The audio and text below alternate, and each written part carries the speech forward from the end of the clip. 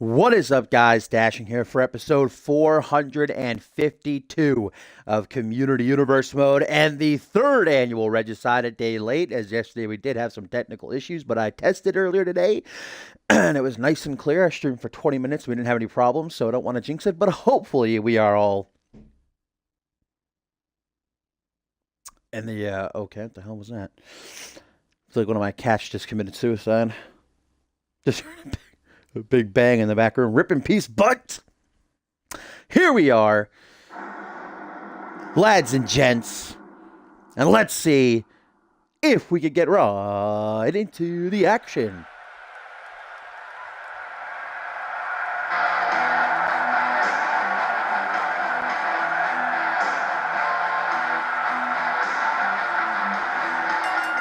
As here we are live from Madison Square Garden, and of course, New York City. It is the third annual Regicide, and starting things here on the pre-show, some singles action. There's that fan, very excited. Yeah, big Billy fan. As voted by the CMV Universe earlier this week, as to which matchup, which bonus match, if you will, they would like to see added to the pre-show here. And Billy Shaw and Park Sung-ho getting the opportunity to showcase themselves thanks to the fans. Beautiful arena, as always, to the one and only Topher. And if you were to take your little wiener schnitzel licking finger and point it in a dictionary at the word regicide, the definition would be the killing of a king. And that is definitely the theme of tonight, as 5 championship matches, every title on Fusion going to be defended. All the kings defending their thrones, if you will, against the challengers. As there you see the Texan Dream, the beer-drinking Billy Shaw, ready to go against his recent rival, the Korean-born Park Sung-ho. These two going back and forth this past month, with Billy Shaw holding 2 victories over Sung-ho, once in singles competition and another time in a 6-man tag team matchup. But this is Park Sung-ho's opportunity to bounce back big time again. Both men's pay-per-view debut. Sung-ho, who is, I'm not going to say it definitively is the oldest member of the CMV roster, because I don't know. We have some oldies out there that might surpass him, but we did learn that he's into his late 30s, early 40s. I don't know the exact number, but has proven, even without a victory yet, that he can hang. He's put on some great matches. Owns his own dojo back in South Korea. Of course, his 2 daughters competing over on Ferocity. But Sung-ho tonight looks for that first win, looks to break the losing streak and get one over Shaw. 2 very different styles colliding. You can see Billy Shaw, the bigger, the meaner, the thicker, just going to bully his way to a victory here, going to try to at least. Whereas Park Sung-ho is very, very dangerous in his striking aptitude. He's got a very mixed martial arts-esque attire. You can see he's one of the, perhaps might be the only person I know of, at least on this side of the CMV Fusion and Genesis, that wears foot wraps, does not wear boots. And I touched on how that might be actually be a disadvantage, because I feel like his opponent, let's say Billy Shaw, could easily just stomp down onto his foot, whereas if you were wearing boots or at least shoes, you know, it would absorb most of the impact, could easily break his foot. Gonna try to utilize his knowledge in kung fu and jiu-jitsu, etc. to handle Shaw, but early on it is all the Texan Dream. He's at least 9. What up, Flashy? Yeah, the wild card arena is pretty sexy. And of course, since we had to move Regicide to today, Monday, obviously, supposed to be yesterday on Sunday, I'm going to try to stream Fusion tomorrow to keep things on track. But if I cannot, then I will be taking a week break until next Monday. So then that'll push Wild Card. Wild Card is set to be this Saturday, the 7th of April. So obviously, if I can't stream on, I have to take that week break. Then Wild Card will be next Saturday, whatever date that is. I have to change up the posters for it. And Absolution as well, obviously, which is supposed to be on the 15th. We'll see, though. You can check out our website, as always, cmvwrestling.com. And follow us on Twitter at officialcmv_ to keep up to date with things. As Shaw quells a little bit of a comeback from Sung-ho. Also here in the pre-show, guys, we have got a submission matchup up next as Harvey Hastings of Global Offensive will take on the Pitbull Perry Heaton. Then we've got Maseo Yu, also of Global Offensive, taking on Azriel. Then we get to the real action, guys, as we'll start off the show with Mr. Money in the Bank Chris Diamond taking on King of the Ring winner Andrew Riggs in a lumberjack match as voted by the fans. Then it is championship action. Every other match will be a title match besides the co-main event, where we will see Travis King and Bison go one-on-one for the first time ever. That is going to be a collision you don't want to miss. And of course, that main event sure to be a banging fatal four-way elimination match for the world title. Damian, Ryan, Kent, Paul Devine, and of course, champion Hayden. What up, Gumble? What up, Gamer? What up, Suntan? Bateman, you fucking little... You little sweet baby boy. Yeah, rip in peace. I assume there was probably a glitch that didn't go out as live because we don't have a lot of people here. Also, it's a Monday. So people out there working, but what are you going to do? Hopefully they get here eventually. That's Billy Shaw with a stiff hook to the jaw. Shaw currently with a record of 5-2 in his CMV career. Just busted Sung Ho wide open. That is not good for the Korean-born old-timer. I say old-timer, not as an insult. If anything, with some respect that he's later into his years and still going at the rate that he is. What a hard line. Let's not forget that tonight here at Regicide, guys, we crown the inaugural. The Fusion Tag Team titles are no more. They have been officially deactivated, if you will, as in a six-man tag team ladder match. The Brass Run Club and the Ballers Club will collide, and we will have our first ever Trios champions here in CMV. I am so excited for the debut of those belts. What up, Soul? Some elbows raining down to the side of Shaw's head right here. Sung Ho trying his best to make a big comeback. He knows what a win on pay-per-view would do for him, especially with the Royal Rumble match just 2 weeks away, guys.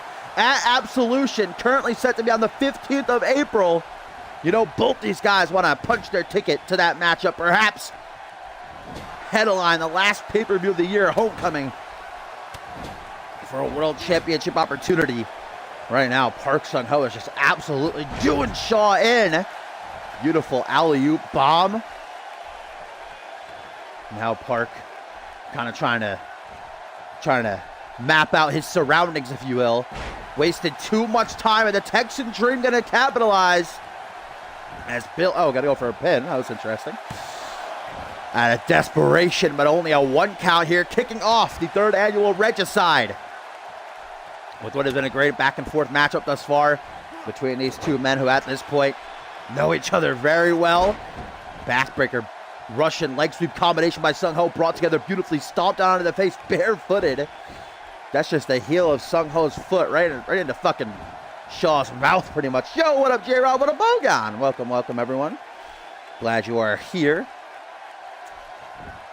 Every single championship on Fusion up for grabs tonight. The championship action kicks off later on our main card. The Rising Star Championship will be defended as the final chapter will be written between arch rivals RGP and Brandon Rain at a tables, ladders, and chairs match. But right now, guys, Sung Ho might have this matchup one knee to the midsection. Repeated stomps to the chest. Billy Shaw is in big trouble. Yeah, definitely a big focal point for many on this card is Pierre Thompson and what kind of condition he will be in to defend his United States Championship later on tonight. We know he is not at 100%, as Park Sung Ho did counter Billy Shaw's jabbing combination, and now a combo of his own. Oh, spinning soul kick, barefoot to the gut dynamic, my boy, welcome. Well, yeah, Pierre Thompson, guys, is here tonight. He's ready to defend his title, but he is not at 100%, and he's up against the dangerous Alistair Knox. Can he get the job done? As right now, Park Sung Ho is the one looking to punch his way to a win. Super kick. Dear God, right down the gullet. 1, 2. No, Billy Shaw with that resiliency here on pay-per-view.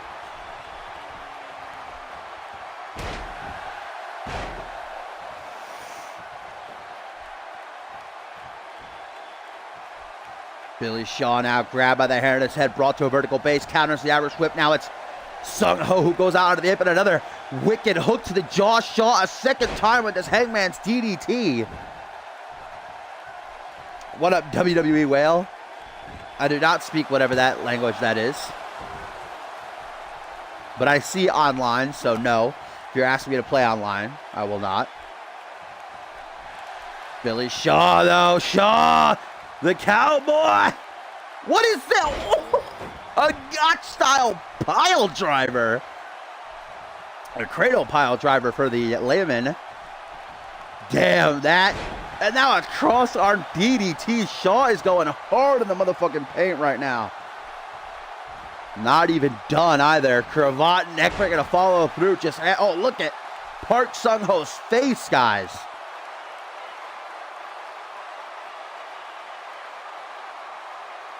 And now Shaw just content to assess the damage he's inflicted here. Trying to get up to his feet. Oh, rip my remote. Oh, Shaw driver! 1, 2. Wow. We talked about the resiliency of Shaw earlier. How about Sung-ho? And look at his face, still able to kick out there. Gotta retrieve my remote, just fell underneath the couch. No, it's slipping further. No. Mounting a rescue mission during this match. Oh, I got it. Oh, I got it. Whew. And meanwhile, a knee bar locked in, but not for very long. Shaw just gonna drill his big fucking boot right into Park Sung-ho's face.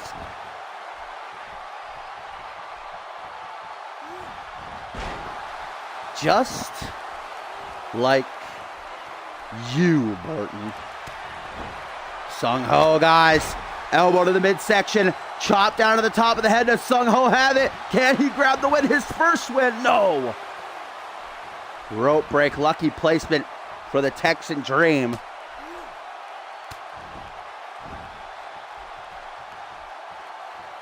And now Sung-ho has the opening. I'm not 100% sure that he's aware where the hell he is, though.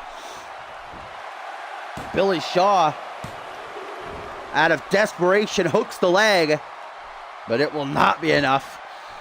Of course, we are in New York City, the legendary Madison Square Garden Arena for Regicide 3. Able to escape that head scissors and a nice Russian leg sweep. Again, I just got to commend Park Sung-ho, being later into his years, in his late 30s, early 40s, busted open right now, but still going like a young buck. But Shaw has finally had enough. The beer drinking son of a gun, big boot out of the corner, right to the temple. And that'll do it. 1, 2, 3, Billy Shaw is victorious here to kick off Regicide. What a great matchup, though. Great pick by the CMV Universe to add this to the pre-show. Oh, that was weird.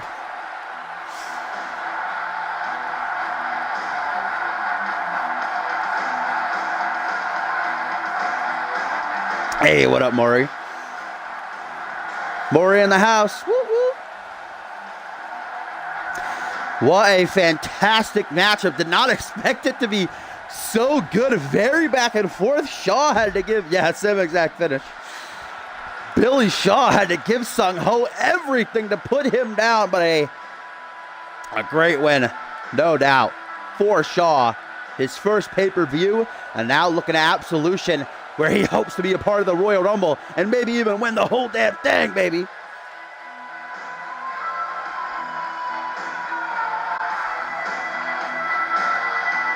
Maury, my day just got a lot better because you're here. Sorry, Bateman. I still love you. Maury, you're all right. You're an all right guy.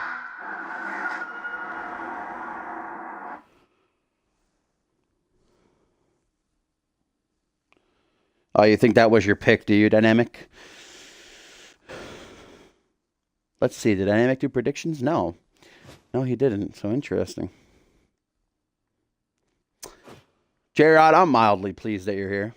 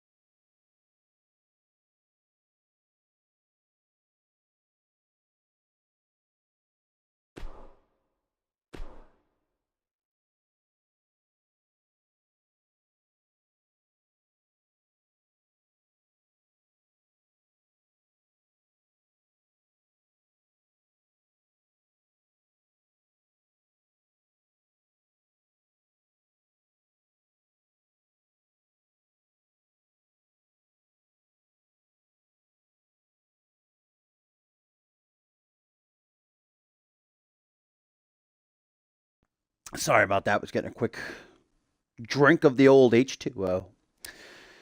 Yes, Topher, you did. I got it. I literally just called it great looking like 5 minutes ago. You ding dong.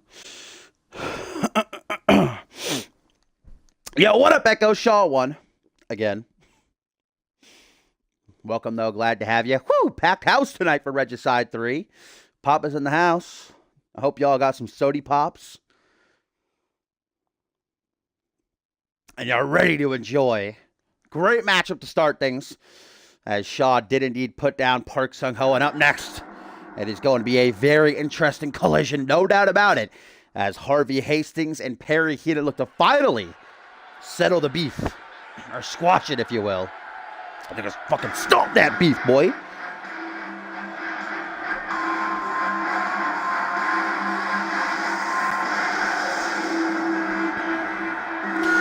But this rivalry been going on for months at this point, but it really kicked up the night after Dark Carnival, a six-pack challenge that would determine the #1 contender for the United States Championship, where Heenan eliminated Harvey Hastings via submission. And remember, the week prior to that, Heenan had also tapped out Hastings in a fatal four-way matchup.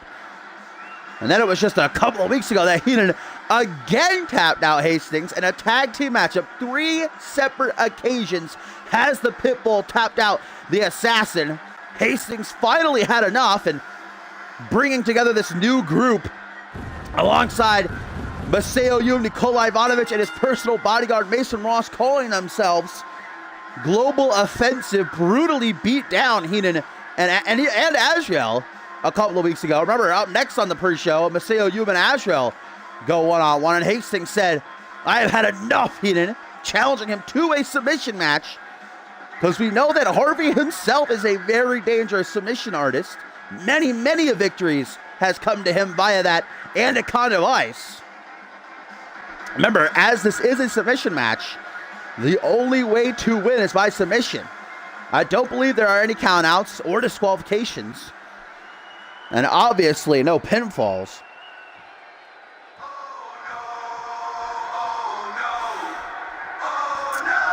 As now, the former CMV Anarchy champion, Perry Heenan. This motherfucker has been going hard this past month. And I gotta say, I know my original pick was El Jefe for the Rumble, right? But I don't know, I might have to change it. I might be putting my money on Perry Heenan, because he has announced himself, as has Harvey Hastings, earlier this week on Fusion.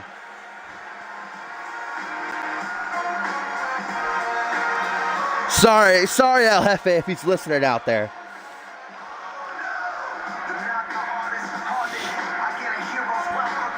Both of these men not only looking to prove once and for all who the better is, but also trying for that all-important momentum, especially en route to a matchup like the Royal Rumble.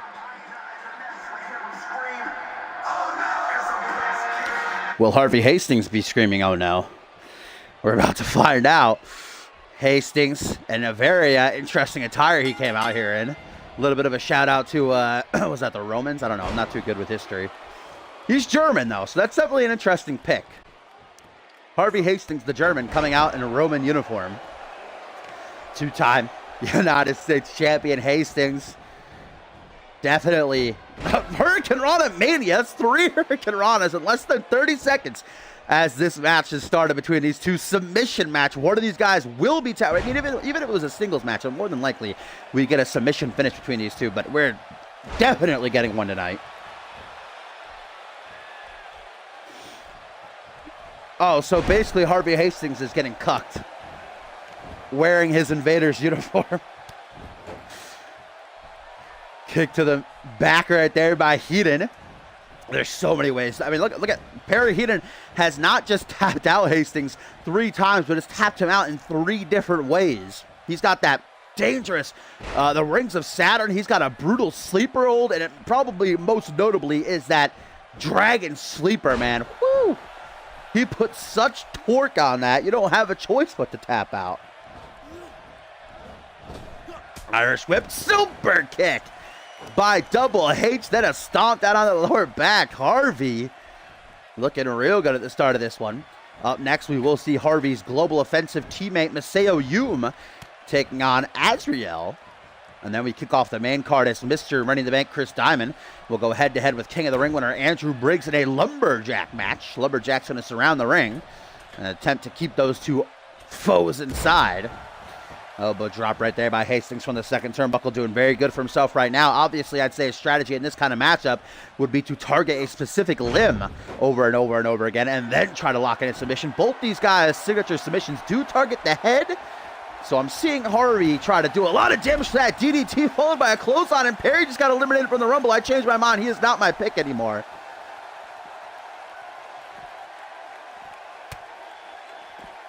What up, cop? Oh, guys, a tweet here, by the way, from Billy Shaw. First tonight says, well, I'm not completely sure how I even got here. I swear, 5 hours ago, I was in Texas. Apparently, I beat this Korean dude again, so that's nice. Billy Shaw either suffering from a concussion or perhaps drinking a few too many of the Brits' lagers before coming out here. Apparently, has no idea where he is.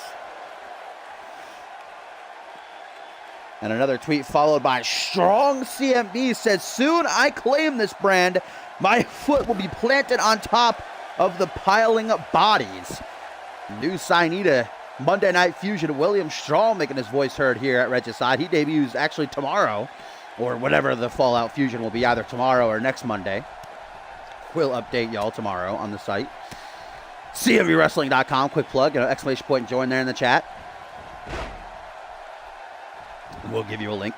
Snapmare, though, by Perry Heenan, now going to lock in a chin lock. Not too sure that he's looking for the... I mean, if Harvey does tap, then obviously it'll count. But I don't think that Heenan's looking for the submission here. More just trying to keep control while wearing down Hastings.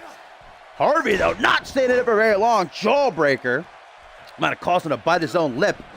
Referee Murphy calling the action. Woo! Knife edge chop, going to let up that chest the 4th of July. And Harvey, like it ain't no thing. Both these guys could be favorites for the Royal Rumble matchup. I'm not gonna look past either of them. Oh, I think Harvey may have just gone for the headshot. If so, Heenan reverses, and now Harvey's in big trouble. Hurricane Rana this time. Whoa, sit out powerbomb to reverse.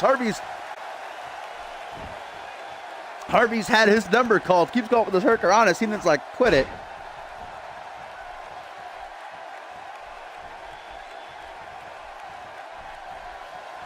Now the Pitbull with a pile driver. Oh, mamacita.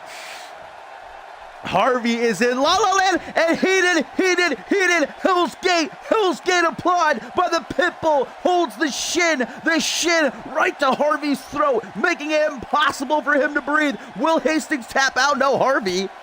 Nice punch. Right to the midsection, gonna free himself, but boy, was the damage done right there. Woo, on the edge of my seat. And Heenan right back on the attack, and there's the torque. The Dragon Sleeper cinched in, the torque to the side, and Hastings is forced to submit. Escapes the Hell's Gate, only to walk right into the Dragon Sleeper. Perry Heenan makes it 4 times now that he has tapped out the Assassin en route to the Royal Rumble match. In 2 weeks at Absolution, I changed my mind again. Perry Heenan is my pick. Look at the torque on that Dragon Sleeper, boy. That is just nasty. Yeah, I don't think that... I would have said the same thing, but I'm pretty sure there's no countouts and no disqualifications in a submission match. So that's why I think Murphy did not call that. Perry Heenan victorious here at Regicide. Great win.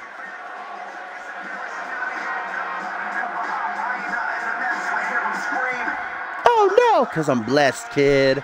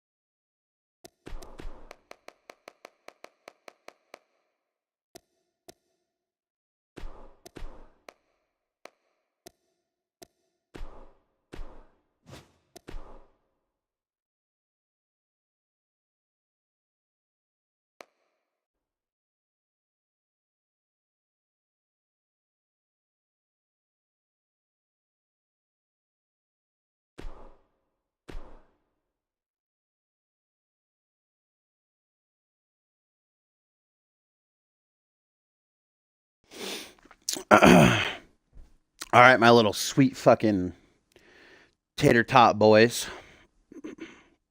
It is time for our final matchup of the pre-show before we get into the main card. Chris Diamond taking on Andrew Briggs in a lumberjack match, and then besides the Coleman event, Travis King and going head-to-head. It is all about championship gold, Rising Star title on the line, United States title on the line. We crowned the inaugural Trios champions here in CMV. And a matchup I think a lot of people are overlooking, that light heavyweight title match, Percy Simmons challenging Jay Davis, that could steal the show. I'm definitely ready for that. And then in the main event, all eyes going to be on that ring as for the best that Fusion has to offer. Damien, Ryan Kemp, Paul Devon, and world champion Hayden go at it elimination style for the title. But first up, looking to see if Harvey Hastings' tag team partner, Maseo Yum, can do a little bit better than he just did against Perry Heenan as the former Rising Star champion RJPW's own. Yum takes on Azrael.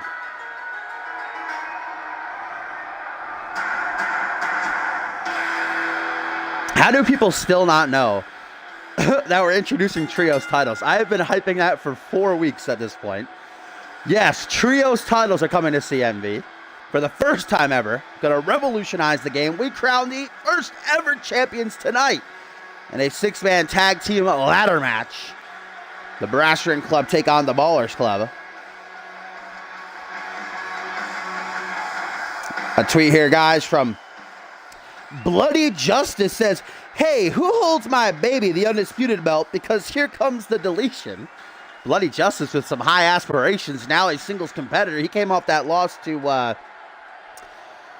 Alistair and Axe actually earlier this week, but he looks very, very good. Apparently Justice now setting his sights on the grandest prize of them all. Maseo Yum, though, as I said, a former Rising Star champion, the first man to ever cash in the Rising Star title. Got a shot at the United States Championship, but obviously fell through back when Divine held the title. Now this stream is a fucking banger that Diamond is here.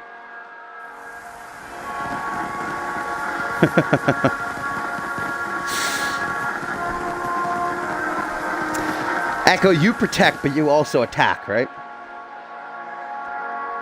And of course, Azrael, the bona fide movie star that he is actually in costume for his new movie coming out soon, SWAT. I think SWAT 4, where he plays the titular character of Damien right there. When are we going to get that Tyson Cage Azrael tag team? But Azrael, no joke, might be a movie star with them dashing good looks, but also is a 2-time international champion and former Fusion tag team champion. I just said why his vest says Damien. Azrael, though, has been having some real beef when it comes to he and Maseo Yum on Twitter. We all know that is the pinnacle of throwing shade is some Twitter conflict. But basically, it was after the Money in the Bank ladder match back at Dark Carnival when I think everybody and their mother was hating on Yum after he clearly allowed Diamond to climb the ladder and take the briefcase. But definitely most upset was Azrael, who took to Twitter, calling Yum a big dumb oaf. And now the Twitter beef gonna come to life as these two duke it out here at Regicide. So here we go, Yum, Azrael, one-on-one, two very hard-hitting competitors in CMV. Yum coming from RJPW alongside Mitsuda Tanaka over on Genesis. Yum been very impressive, and especially now in this new alliance between Key, Hastings, Ivanovic, and Ross. Could prove to be a deadly force to be reckoned with when it comes to Monday nights. But guys, how about the top of tonight's show? When general manager Johnny Sampson, we haven't seen him in 2 weeks after Schmitty brutally assaulted him, finally reached the boiling point, the straw that broke the camel's back, if you will. When Samson brought up Schmitty's unborn child, to his face. And Samson returned tonight. He said he was going to address what happens next between he and Schmitty, and all boiled down to Samson finally throwing out the challenge. He said, enough is enough. I should have done... we all know what should have happened from the start. I should have manned up and dealt with things myself. And he laid it out. He said, Schmitty, you and me, one-on-one at Absolution. And Schmitty wasted little to no time coming out here. The Game Changer simply saying, you're on. And it is official, guys. 2 weeks, April the 15th. It happens. The finale. 2 years in the making. Johnny Samson and Schmitty will be going one-on-one. And I have been told that Samson has now left the arena, and so that his assistant general manager, Yuri Sokolov, the original GM of CMV, is once again put in charge. Remember, Yuri Sokolov was made the assistant GM a couple of weeks ago when Samson was brought into the board. As you see Maseo Yum viciously trying to go for that Boston crab, but Azrael's having none of it. The Anarchists did not get the money. In fact, they got punished by Samson. They will be in a handicap match tomorrow night on Fusion, 2v3. Samson just so caught up and so stressed with everything going on with Schmitty that if anybody even dares to look at him the wrong way, they get screwed. They get fucked over. Oh, God, what is this? A little bit of an itchy leg. You can see that Yum is using his superior weight to try to bully around Azrael. And something tells me that over these next couple of weeks on the build to Absolution, Yuri Sokolov is going to be doing a lot of the general managing. Samson's surely going to be training. 2 years, guys, has led up to this. You see Azrael exited the ring, but perhaps trying to get into Maseo Yum's head, who goes for a quick prayer, a quick game for a quick kiss, and gets nailed with that neck snap. Back to his feet, though. Yum with a knee to the gut. This fucking bear of a man. The hell is... Oh! Brainbuster!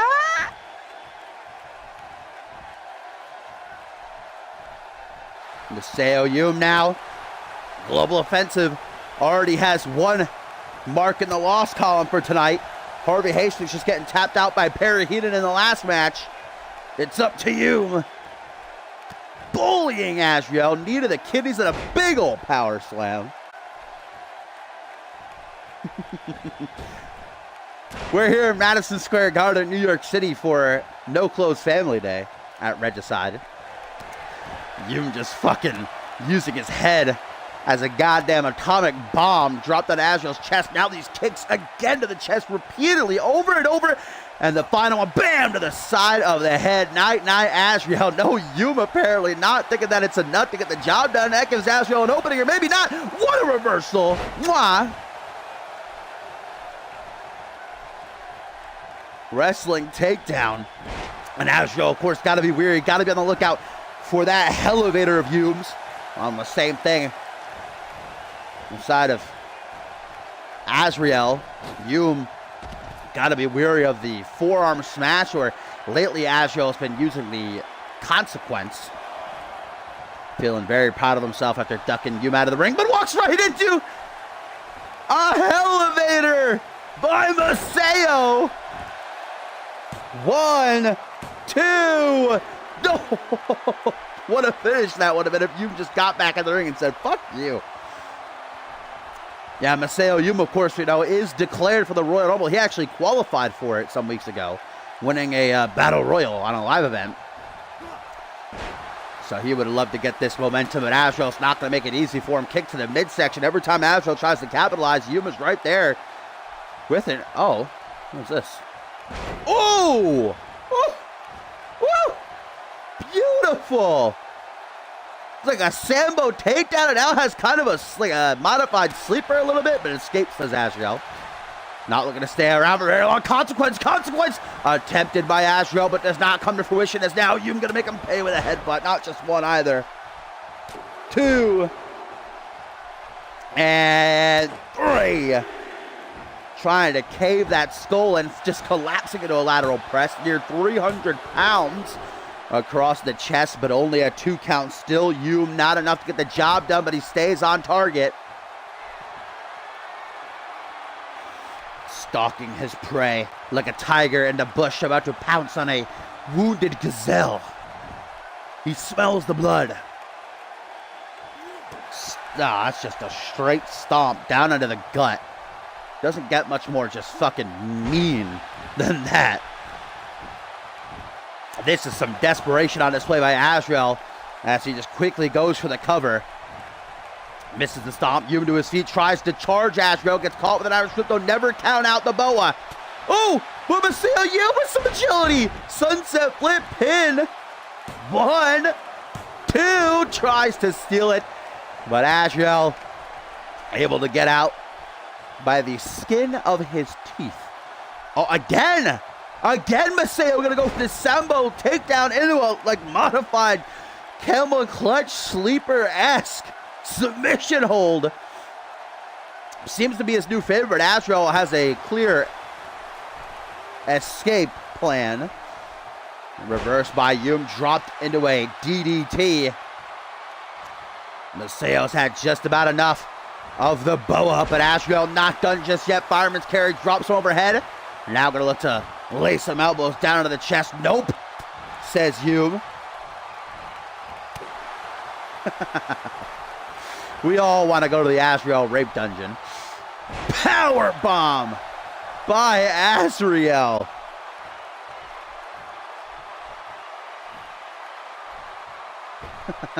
Lion salt now. Murphy calling the action. Ready to slap his hand to the mat should he have to. Which of these two men been a very hard-hitting back and forth matchup? Yum! What is this? German suplex. The Japanese native now with a Rainmaker. In La La Land is Azrael. Not a place that you want to be, as now you must have put the finishing touches on for a second time. The elevator ride. And Azrael motionless. 1, 2. What?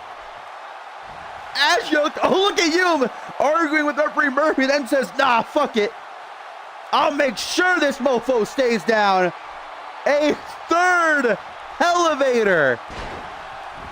Come on. 1, 2, 3, and Maseo Yum is victorious. 2 elevators in a row, and Maseo gets the win for himself and Global Offensive.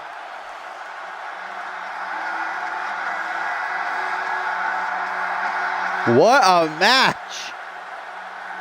Azrael just could not handle the power of Yum.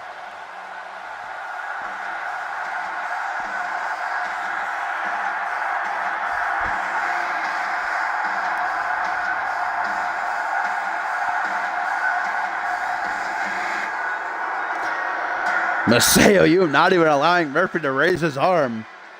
That's how mean this guy is. Could we be looking at the Royal Rumble winner? 2 weeks away at Absolution. We know Yum's going to be there. Just heard Azrael's big fat body fucking slapped on the outside. What a win for Yum, though.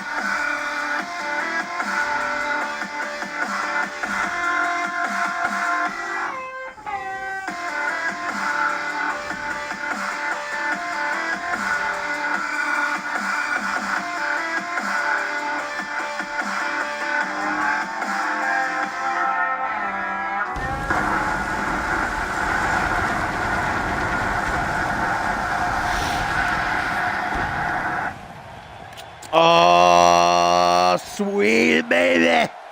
It is time, live from the legendary Madison Square Garden in New York City. It is the 3rd annual Regicide.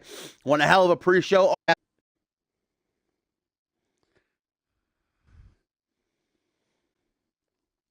And speaking of you, we actually got a tweet from him. He says, "That was domination yet again. I proved that I'm one of the toughest men here. But my next stop is the Rumble. The roster will know agony."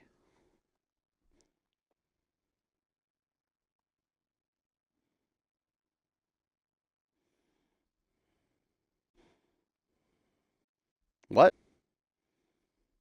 Stream stop?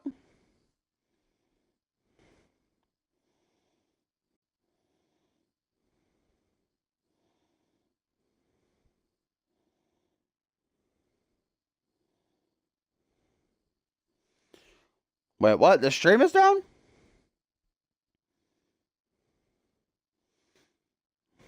Must have been a weird glitch on your end. All right, ladies. Are you ready? An absolutely stacked card is ahead of us as we get things underway with a brooding rivalry. Diamond takes on the ring winner, Andrew Briggs, and as voted by the CM Universe, it is a lumberjack match. As you can see, we've got Jay Money, Billy Shaw back out here, Ryan Rowley, and Jack Dialop offering to lumberjack around the ring and try to keep Diamond and Briggs from pulling any sort of shenanigans, from keeping the fight in the ring. We Snake from he holds a count-out victory over Andrew Briggs this past month in an 8-man tag team matchup. Diamond's tag team partner Rob Cross, who we will see later on tonight, try to become 1/3 of the inaugural Trios champions, also got himself a win over Briggs, but Briggs hacking Diamond one-on-one at the top of the month. Then just earlier this week in a triple threat match, Briggs pinned the Baller. But it all comes down to this. Live at Regicide. Who is getting that big money win? Both of these guys this season have proved that they have what it takes to break that glass ceiling. Diamond with the Money in the Bank briefcase in tow. He can cash in anytime, anywhere for a world championship opportunity. He is pretty much, I'd say 99% guaranteed to eventually, whenever he does cash in, be the next world champion. Only one person ever in CMV history has failed a Money in the Bank cash in, that being Nick Blake a couple of years ago. And of course, Chris Diamond won last time wearing his Fusion Tag Team Championship to the ring. Diamond in just his, five and a half months here in CMB, a Rising Star champion, 3rd annual Tag Team Cup winner, last ever Fusion Tag Team champion. Mr. Money in the Bank. And again, later on tonight, his partners of the Ballers Club, Mateo Blade, Chase Henderson, Rob Cross, in a 6-man tag team ladder match against the Brass Ring Club. The chance to become the inaugural Trios champions.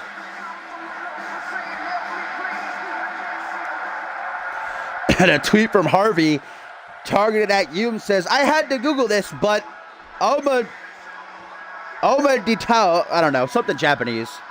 Probably means like congrats or something. In Japanese, I'd have to assume. No, yes. Now this stream is truly, as the kids would say, lit. The King blessing us with his presence as the King of the Ring. Andrew Briggs, a record-setting 3-time light heavyweight champion. The 5th ever King of the Ring. Took himself a month vacation after falling through and challenging Hayden for the world title. Came back strong with that win over Diamond. That's what truly kicked up. This all started between these two. They were beefing on Twitter for months, pretty much all season. And then they finally met in the ring. And Briggs got that victory. Diamond not letting that slide. As I said, coming back with that win in the 8-man tag. And then his partner Rob Cross defeating Briggs. But right now, it is one-on-one. It is a lumberjack match. We got Jay Money, Billy Shaw, Ryan Riley, and Jack Dialop all ringside to ensure this fight stays in the ring.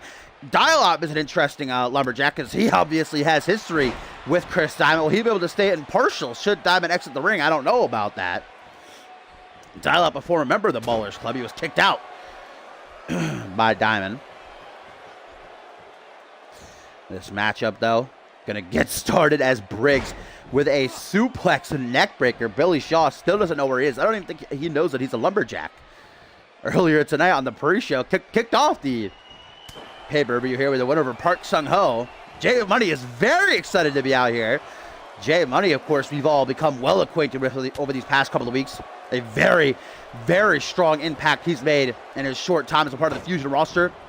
Injuring, and not only defeating, but then injuring United States champion Peter Thompson to the point where later on tonight, Thompson is scheduled to defend his United States title against Alistair Knox, but he is not 100% cleared, and he has money to thank for that. Money also got a big win earlier this week over Travis King, but of course the focus in the ring right now is Mr. Main Event. Chris Diamond is going hard on the legs of Andrew Briggs. He knows that Briggs likes to take risks. He's a speedster, so he wants to take out that agility factor and a large number of Briggs's moves at his arsenal, and most notably that Shining Wizard is down. Diamond shows us that he's not just a big mouth. He can back it up. Beautiful Phoenix splash into the pin, first of the match, and just a 1 count.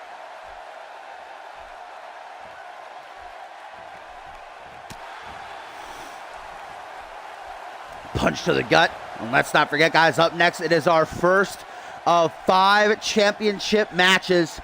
The final chapter will be written between arch rivals RGP and Brandon Reigns. They go at it in a tables, ladders, and a chairs match for the Rising Star Championship. Alexa just randomly telling me something right now. Alexa, stop. Randomly goes off, just starts telling me the descriptions of fucking, I don't know, penguins or something. Oh, Mr. Money in the Bank looking to get these CMV fans up on their feet.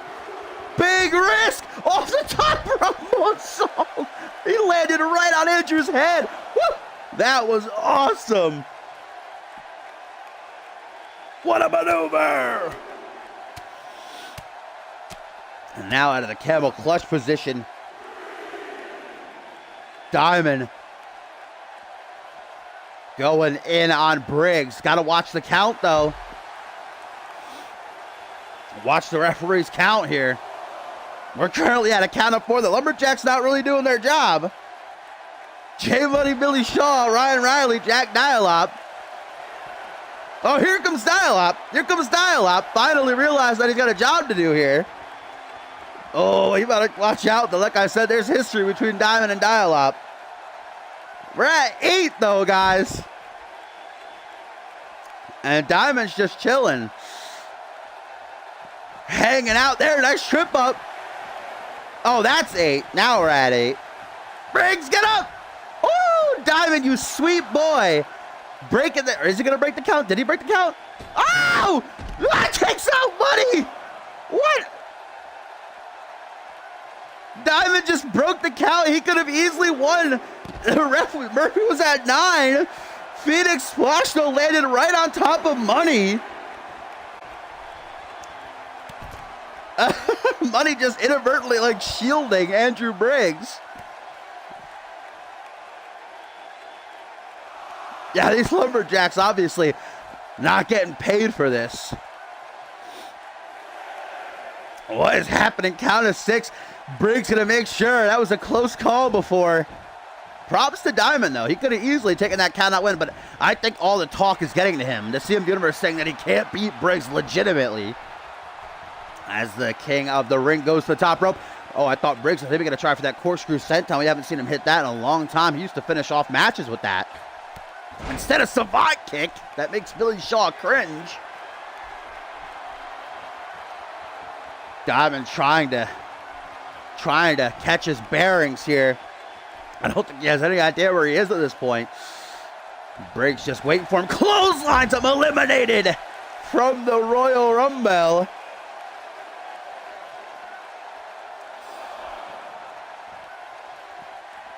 Andrew Briggs had best be wary of Billy Shaw, though, as the record-setting 3-time CMV light heavyweight champion stomps Diamond right in the gut. That Money in the Bank briefcase has definitely had an interesting journey. Of course, it was back at Ascendance 5 that Matt Devious won it. Then Jacob Ziegler beat him in a match for it. Then, of course, Chris Diamond won a Money in the Bank ladder match last month at Dark Carnival. Wicked DDT by Briggs on the outside. Guys, we're at a count of 5 now.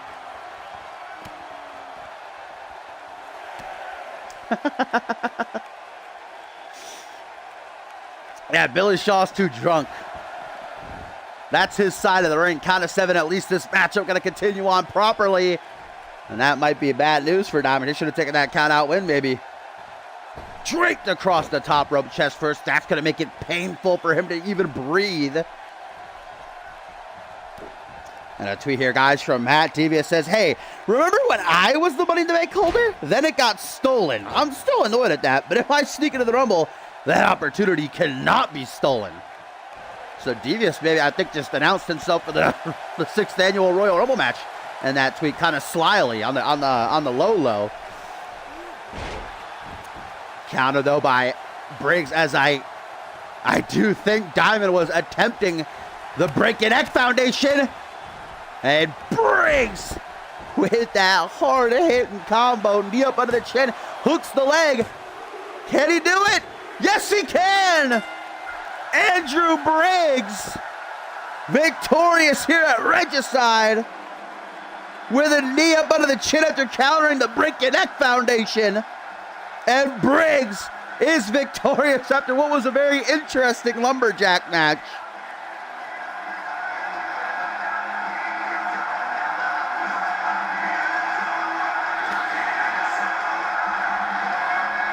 I guess Diamond just has to face the fact that Briggs is his kryptonite. Andrew Briggs heads towards the Royal Rumble match with a big win here. Look at that knee right up under the jaw, and it was night-night, Mr. Money in the Bank.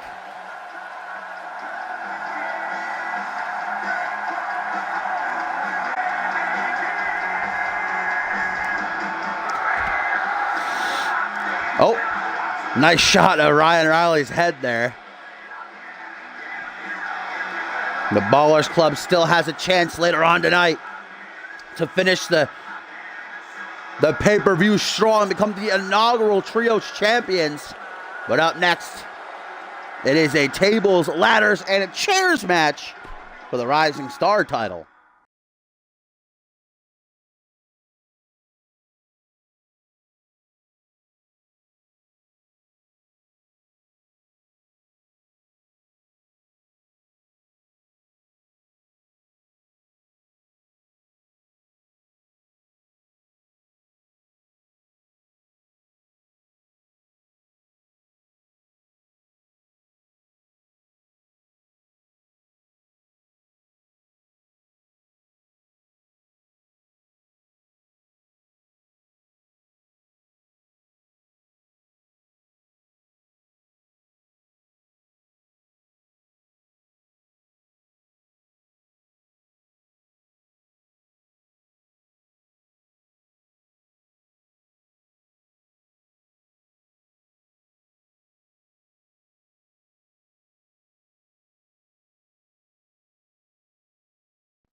All right, here we go, baby.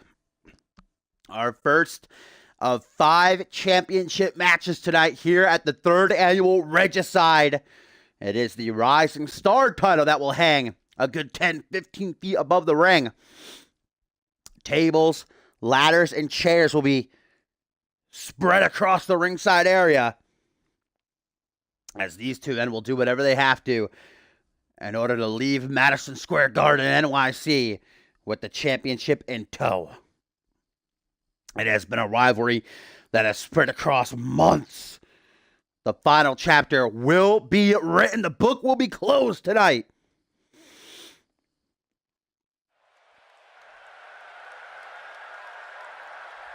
Roderick Polerman says that it is a crime, it is criminal that Brandon Rain, of course formerly known as Black Gale, has chosen to lock up Gale.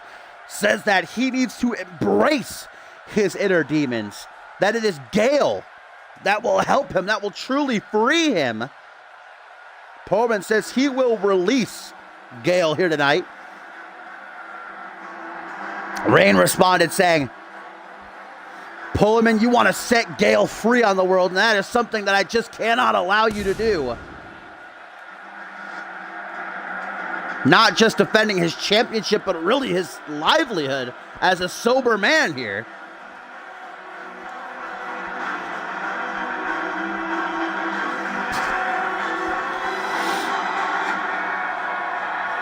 Sorry if you could hear that. Nose was leaking a little bit. Roderick Poleman's causing my fucking nose to bleed.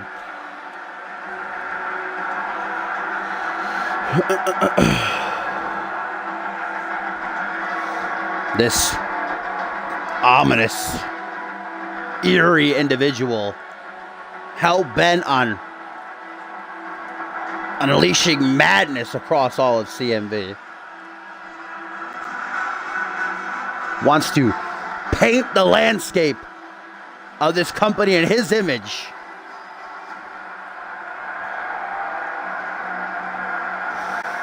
And a tweet here, guys, from Chris Diamond says, he had a metal plate in his boot. Ref, come on. Or knee pad, rather. Vintage excuses.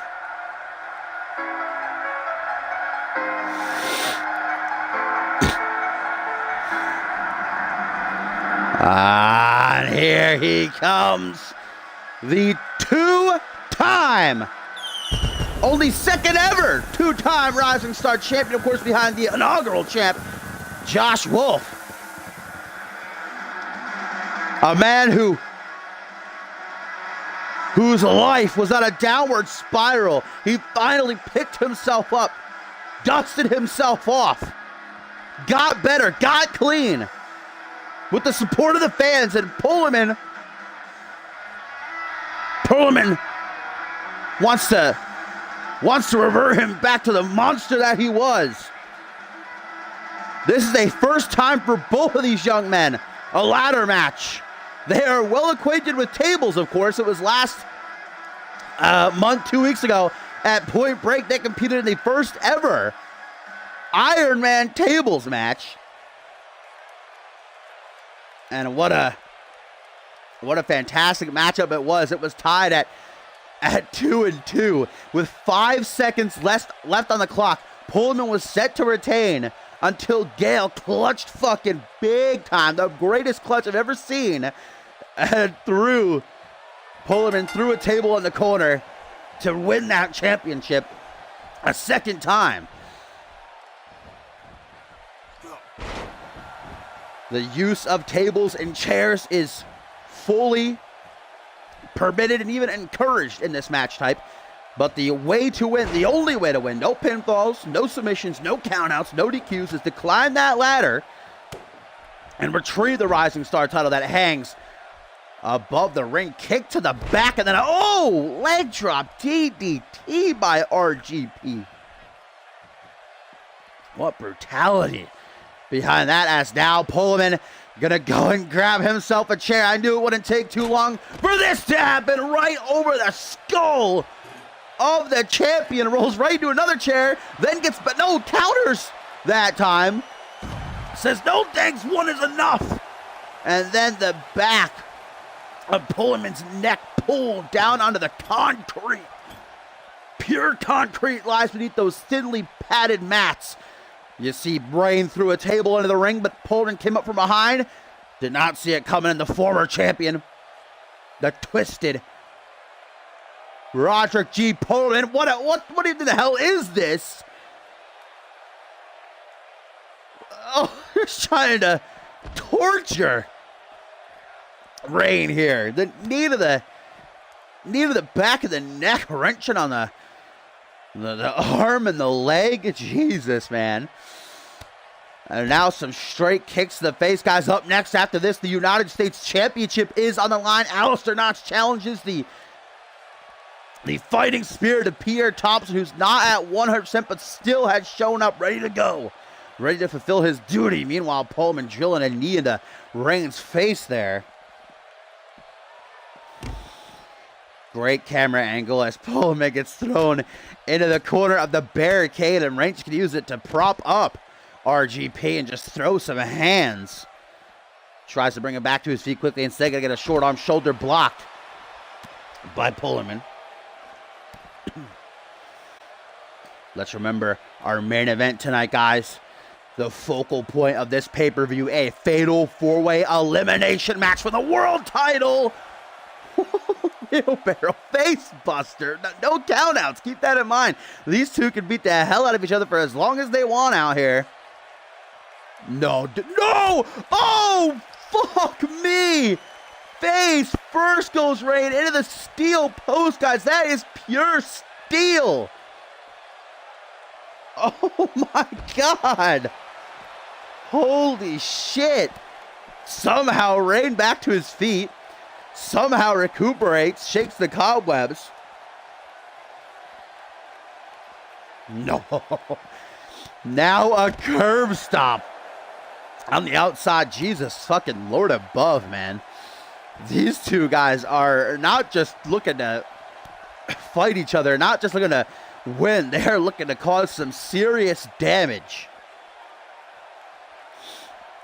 Reign looks to pull Pullman up to his seat, but a punch to the gut instead. RGP now charges, float over, looks like a DDT to drop him. Yeah, we're getting that flip phone coverage right here. Remember, the goal of this matchup is to climb that ladder over there. Got to set it up right under the title. Up each rung.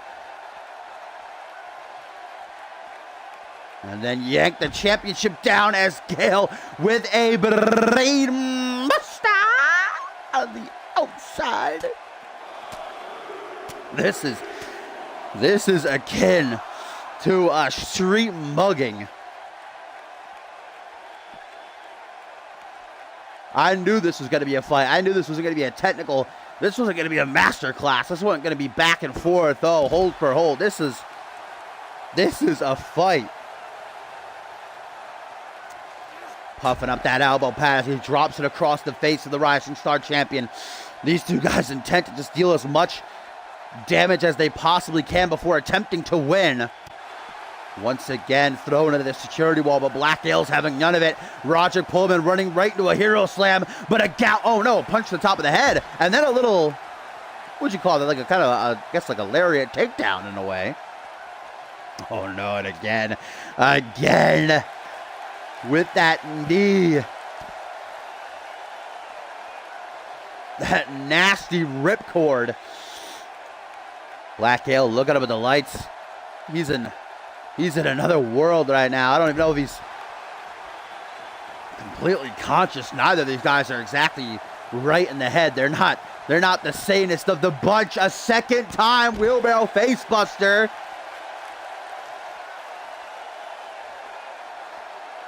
Now Pullman, I think, has finally had enough. Going to go to try to grab that ladder while Reign is down. Reign is still not moving here, guys. Ringside, RGP sees his opening. The former champion looking to join Josh Wolf and Reign as the only ever two-time Rising Star champs. Reign now back to his feet just as Pullman sets up the ladder. Face to face they stand, and RGP, gonna be an asshole, just throws Reign to the apron like, see ya, deuces. Passes hands on the title. His hands are on the championship, but Reign gonna not allow it. He's got to get Pullman down, though. Pullman's still hanging on. Forearm smashes to the back of the knees. Now slapping that ass. And a powerbomb off the ladder. Dear God. Jesus Christ above. Body splash to follow through. Portman quickly recuperates to move out of the way. Right back up that ladder he's going to go. No shit's given. He wants that title. He knows that taking that championship will be the crack in the foundation that keeps Gale together. The man formerly known as Gale, that keeps Brandon Rain together. Back and forth, atop the ladder, Rain tossed off the side, a good 10-foot drop. And now, Brandon Rain looks to unlatch his championship and retain it here at Regicide. He's fiddling with it. It's on there good, he's trying. RGP is out. He is done. And Rain has done it. Brandon Rain is still the CMV Rising Star Champion after one hell of a fight. It took him a while to unhook it, but he got there.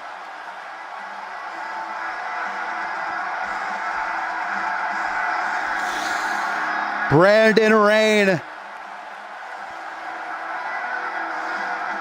atop the ladder, still the Rising Star Champion. He fought his inner demons. He fought RGP, and he stands tall at the end of the day with the support of the CMV Universe.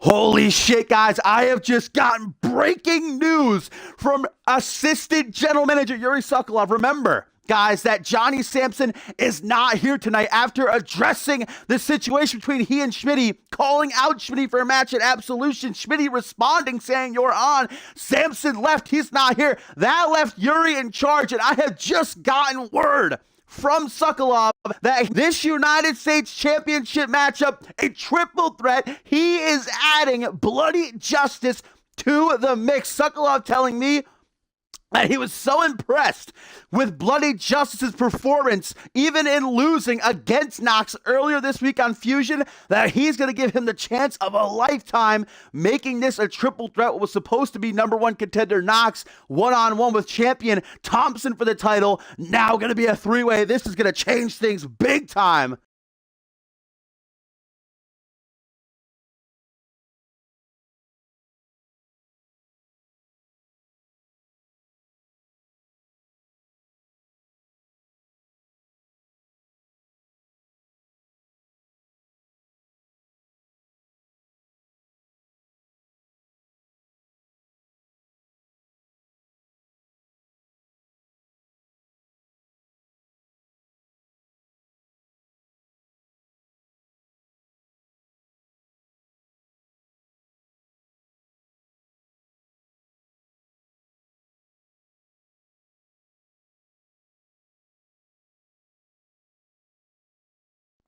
Holy shit, guys. This is a true wrench thrown in the gears if I've ever seen one.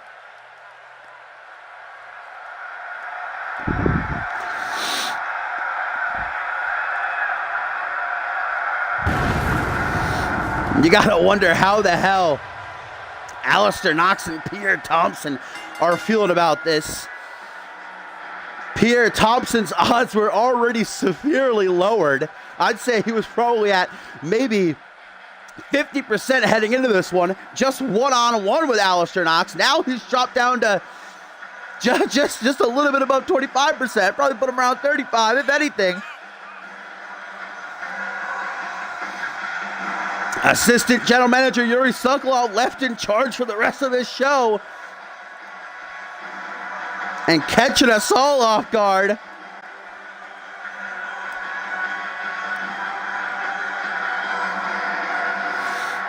With the addition of Bloody Justice to this matchup. So impressed, Sokolov told me, with Justice after his matchup against Knox earlier this week, that he has decided to give BJ a shot, a chance. And what about Alistair? He's got to be fuming. Knox beat Pierre Thompson in a non-title match and then went through a six-pack challenge to become #1 contender. And now in an instant, the odds are lowered for him as well. But I know that if I know Pierre, and I know Pierre very well, he is a fighting champion. That's why he's here tonight. Even though the doctors told him, no, you got to rest up a couple more weeks. Pierre said, I'm a fighter. I got an obligation holding this championship. I'm going to be there. And now he doesn't even have to be pinned, doesn't even have to be involved in the decision to lose his belt here.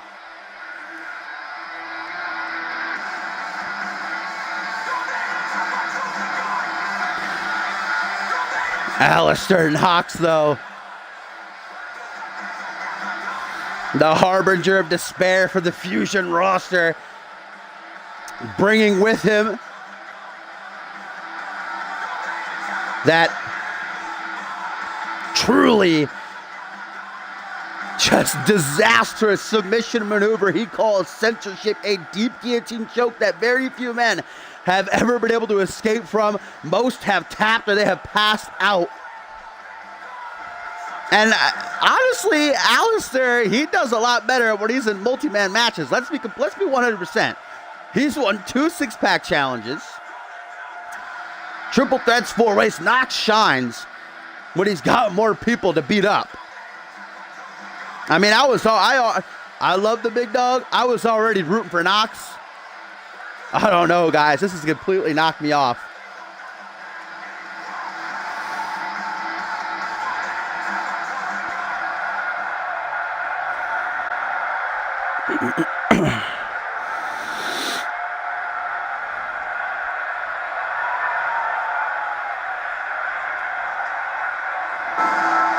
Bloody Justice.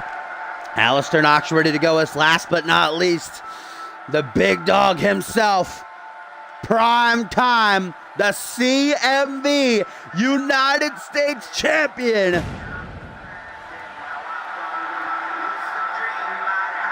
Pierre Thompson is here, and no matter the odds, is ready to put his dukes up and throw down. Won the championship back at the 3rd annual Tag Team Cup from Paul Devine. He did the unthinkable that night in Devine's home country. Devine was looking unstoppable. Thompson punched him in the face and said, stay down.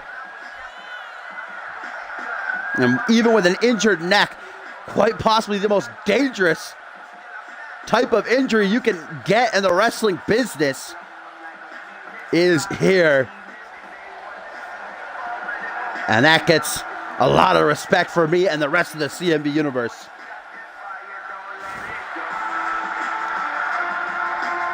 But at the end of the day, it's whether or not he can fight through that pain and walk out of NYC, walk out of MSG, still the champion.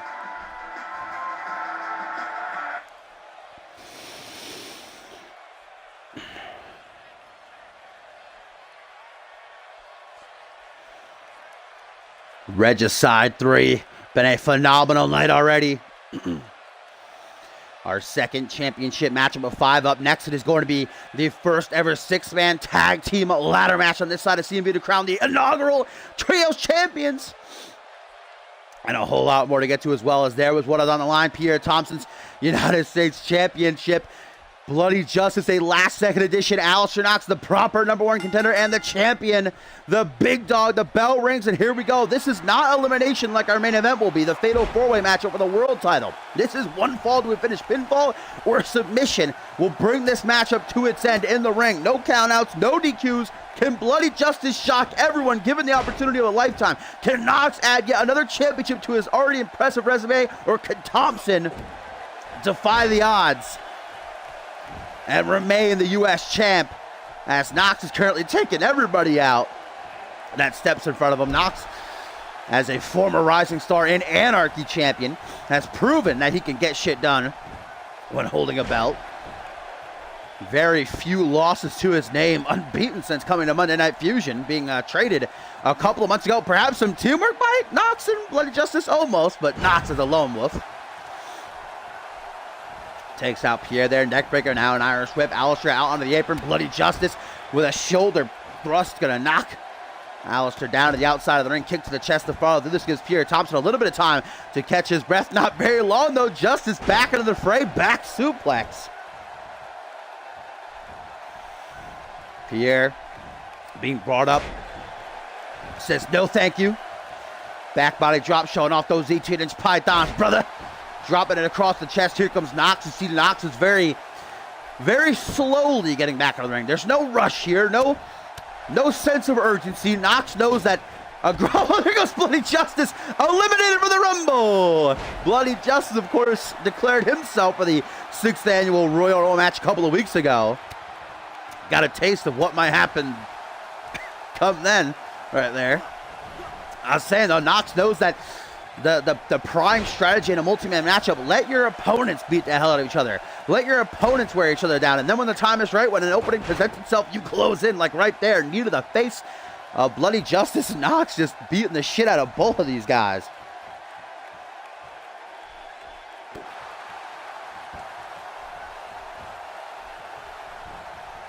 Walks right into an unlight suplex by Pierre, who we're not that late into this match, which is a couple of minutes, but so far, I have to say, Thompson is not looking like his usual self. With a injured neck, Pierre knew the chances of him walking out a champion tonight, one-on-one with Knox, were slim. Now he's got to know that there's virtually nothing there, but still a sliver, just a bit of hope is all that he needs as Knox rolls to the outside and Pierre Thompson has Bloody Justice ready to go for a ride, and not a fun one. Superplex, classic and effective as always. Hooks the leg, will that do it? No, just a 2 count. You know, Knox would be livid if Pierre Thompson retained by pinning Justice. Up on the one knee, Alistair gets a punch to the gut. Bloody Justice, man, this is the opportunity of his life. The former Fusion Tag Team Champion, now at the release of Rise, is a singles competitor once more. And earlier this week on Fusion, fought Knox one-on-one, his return to the singles division. And just shocked me, shocked the CM Universe, and obviously shocked and impressed Assistant General Manager Yuri Sokolov. There's the play of the day by Pierre Thompson, and you see that there's no beat around the bush. The urgency is at an all-time high. The highlight, Bloody Justice getting to his feet. Can he get up in time, or will Thompson retain? No, Knox kicks out on his own. Ooh, that's how close this could come to an end, though, in the blink of an eye. Just 3 short seconds as Bloody Justice tossing Pierre shoulder first into the steel post, now relentlessly stomping a mud hole in him. Thompson rolls to the outside. This is the perfect opening for Justice as he tries to pin Knox, who's still suffering from the highlight. Kicks out at 1 that time. That was just a shot in the dark by Bloody Justice, who now has a shoulder claw of doom applied. Alistair not hanging around for too long in that. Punch to the gut, now a hook to the jaw. Justice knows the sting of censorship all too well. That's what Knox used earlier this week to defeat him, to tap him out. 1 count now. Thompson's back into the fray. From behind, Justice didn't see him. Now a forearm smash. Justice is completely focused on Alistair, oblivious to the fact that Thompson's fucking punching him in the back of the head. Counters that suplex on one of his own. Seems like maybe a bit of an alliance being formed here between Knox and Thompson. I wouldn't be surprised. These 2 guys are supposed to go one-on-one. They're probably a bit pissed off with Yuri just throwing Justice in here. Jawbreaker. And there goes BJ, rolls to the outside. Now we're getting the proper one-on-one matchup we were supposed to. Alistair with a lawn dart. Face first, going to go the champion into that second turnbuckle, and Alistair's not done. His foot still to the pedal. Sees this opportunity. What a vicious combination. Those educated feet being put to good use. Knee to the temple. Now Thompson, eyes glazed over. You see Bloody Justice just getting back to his feet. He's not going to get there in time. It's up to Thompson, who kicks out just before 2. And here comes BJ. Straight from the Bloody Forest. A CMV veteran looking to claim his first singles championship. 1. Just a 1 count. Yo, what up, Dash? Welcome, welcome, my friend. A little bit late, but nice to have you. Oh, my God! The United States Championship is on the line. Bloody Justice given a huge opportunity to prove himself. Spider Bomb! Spider Bomb! 1, 2, no! After already had taken the highlight, I thought that was going to be it. Bloody Justice, though, turns right into a flapjack off the shoulders of the United States champion, who now lets out a mighty roar. The big dog is hungry. Clothesline, see ya, bye, BJ. And now Alistair, who's still suffering from the effects of the spider bomb. Clothesline, clothesline again. Ducks the clothesline. How about another clothesline? Pierre, you can feel that engine. It's revving up. Prime time, baby, looking to shine. Like only he can. Superman punch knocks us. Get that shit out of here. And a stiff clothesline himself. Now desperation pin. Here comes Justice. Just a 1 count. Irish whip now into the corner. Bloody Justice, man, this is the biggest matchup of his CMV career, no doubt about it. And Alistair looking to ruin the parade. Dr. Teeth. 1, 2, 3, and Alistair Knox is the new United States champion, just like that. Thompson not even involved in the decision, and Alistair, without even using the censorship, mind you, proving he doesn't need it. And Alistair Knox adds yet another championship to his trophy case at home. United States champion. What a match, though. So many close calls. The addition of Bloody Justice made this a thriller.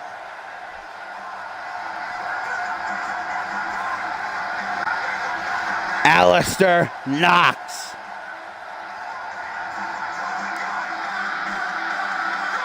And Thompson has got to be feeling heartbroken right now. He already knew that his chances of retaining the title tonight were slim. But then Bloody Justice thrown into the mix. He had virtually no chance of keeping that title around his waist. But Alistair Knox looks to start yet another dominant reign as the new United States champion.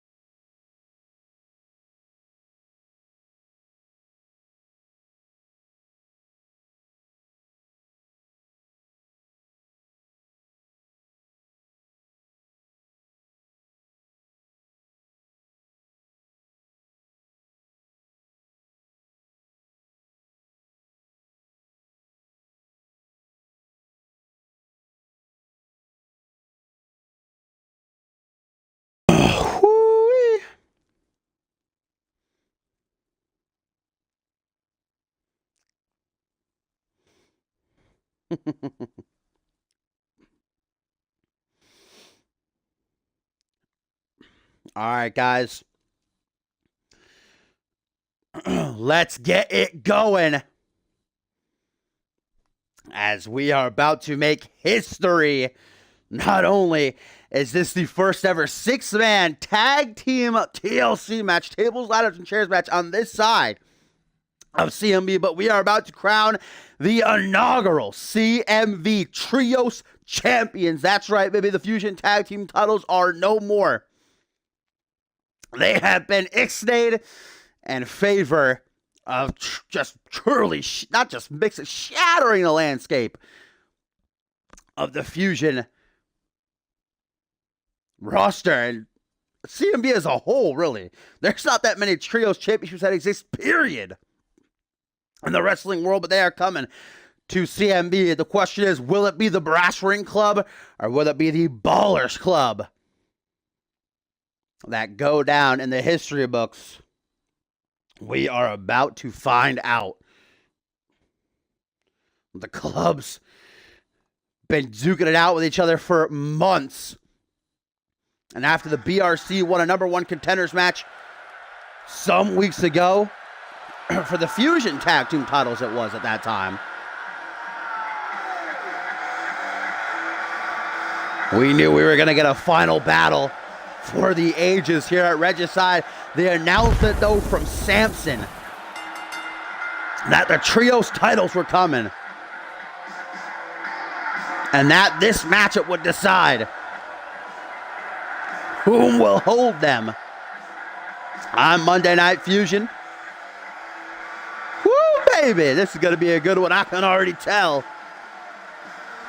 The Brass Ring led, of course, by Flashy, with Boston's own Chris Sullivan to the left and the ever-impressive JT Fury on the right.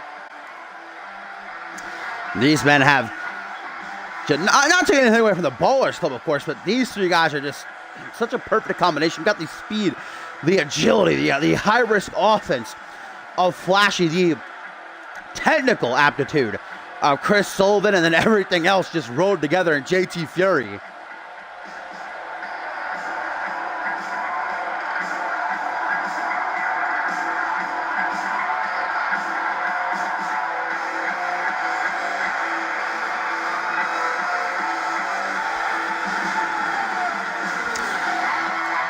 Truly don't know what to even expect in this kind of matchup. There are no pinfalls. There are no submissions, no countouts, no disqualifications. It's the first man to climb a ladder for his team and yank down that briefcase that holds inside the contract naming them as champions, as the titles are still not yet done, but the winning team will debut with them tomorrow night on a Monday Night Fusion. They'll make their first appearance on screen. But for now, the Brass Ring Club is ready to go to war as here come the Ballers and Rob Cross. For the last time ever we saw Chris Diamond wear his Fusion Tag Team title. Rob Cross, goodbye tour here with his. Mateo Blade to the left and Chase Henderson to the right.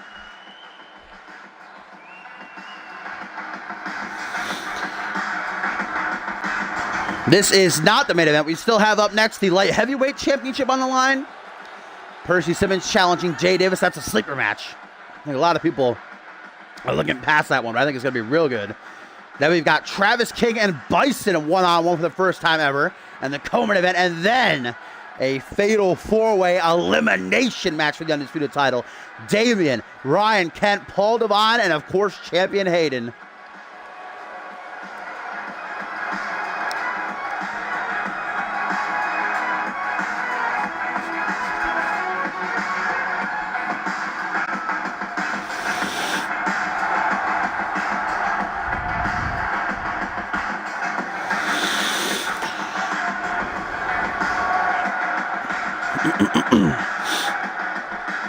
All right, here we go, guys.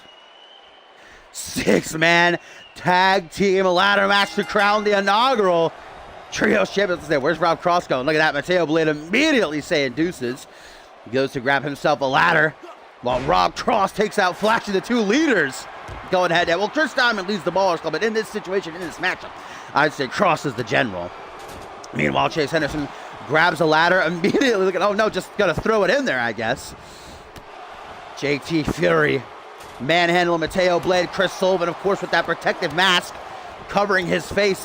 He's forced to wear that after what the Ballers Club did to him back at the Tag Team Cup. Rob Cross grabs himself a ladder. Flashy trying to close it on him. Instead gets a face full of steel. Guys, this one perhaps might already be over. Rob Cross is not looking to have a 5-star matchup here at Regicide. He's just going to ensure that the Ballers Club make history. But Flashy's back to his feet. Flashy zips up that ladder. Says, not so fast, compadre. Chase Henderson, though, coming to the aid of his leader. Meanwhile, JT Fury attacking Rob Cross. Chase Henderson will come and try to stop that. Oh, inadvertently takes out Cross, though. Mateo Blade ditches Chris Sullivan. Here comes Flashy from behind on Henderson while JT Fury continues to work on the 3-time WGW Light Heavyweight Champion, former WGW Hybrid Champion. Rob Cross looks to the jaw. Fury from behind. Fury roll through, no pins, so let's remember, pops up into a butterfly DDT. And Fury sees the opening! Fury sees the opening! Hands on the briefcase, Sullivan playing guard. Here comes Chase, though. Chase Henderson looks to push the ladder over, and he does, hanging above the ring, 15 feet in the air, electric chair. By Rob Cross, and Fury already to his feet. That is the, well, I was gonna say, there's the heart to keep fighting with all that's on the line, but Rob Cross again has his hands on the briefcase. Can Fury snap 2 in time? Sullivan, you fucking ding-dong, taunting the fans. Will he get there in time? Can Fury stop him in time? Yes, working together. The Brass Ring Club with seconds to spare stop Rob Cross from yanking down the briefcase. And there goes Sullivan, yanked off the ladder. Rob Cross also going for a ride and on a fun one, power bomb. All 6 men now in the ring, not for long. Flashy disposes of the sexy boy. Mateo Blade, TKO to Rob Cross, TKO to Rob Cross. Flashy makes sure Blade stays down. Sullivan atop the ladder. Sullivan. Yeah! Does he do it? Did he do it? Did he do it? Yes, he did! Chris Sullivan for the Brass Ring Club are the inaugural CMV Trios Champions. Sullivan, he did it! It is not a night for the Ballers Club. A great game plan executed at the end by the Brass Ring Club. Every member played guard on a member of the Ballers Club.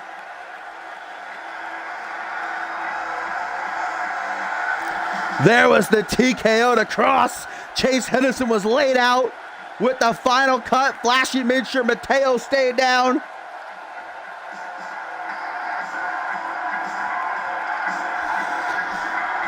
The Brass Ring Club are crowned the inaugural CMV Trios Champions, and that's just too damn sweet. They will debut tomorrow night on Fusion with the Golden Toe, but tonight they're laughing in the face of the Ballers Club as they win when it matters most.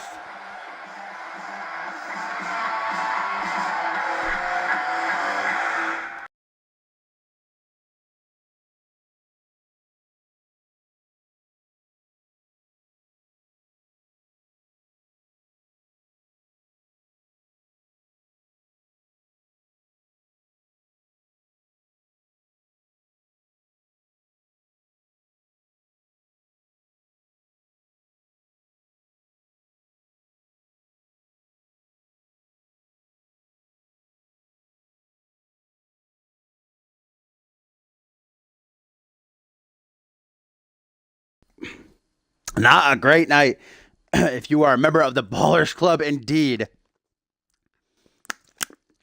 But whew, very main event time. So far tonight, one title has been retained. Brandon Rain defeating the Washington champion. And we, of course, just crowned the first ever Trios champs. Congratulations to the Brass Ring Club. Now we'll find out who's leaving Madison Square Garden as the light heavyweight champion. And like I said, a matchup I think a lot of people are looking past. This one could surely steal the show as the Deck Percy Simmons challenges Jay Davis for the gold. Of course, let's not forget, in our co-main event up next, Travis King goes one-on-one with the Barbarian Bison for the first time ever. That'll be akin to two fucking grizzly bears tearing each other apart in the middle of the ring. And then our main event, the absolute banger. Fatal 4-way elimination rules for the Undisputed Championship. Damian, Ryan Kent, Paul Devine, and Hayden.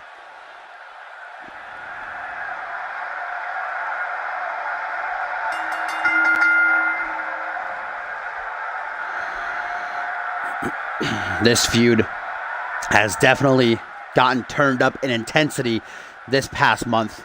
It all started with what was a friendly matchup going into it between Simmons and Jay Davis, top of the month.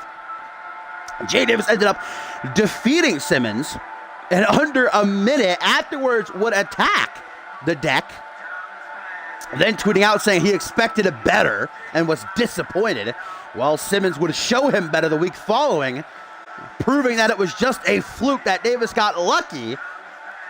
What was a fantastic encounter between the two, and Simmons victorious in that win, named the #1 contender. This is the tiebreaker. This is the rubber match.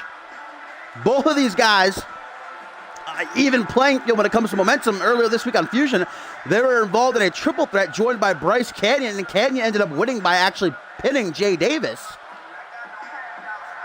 So neither of these guys able to get the win there. But the lights are shining bright here at Regicide, and Percy Simmons looks to earn himself his first championship in his CMV career.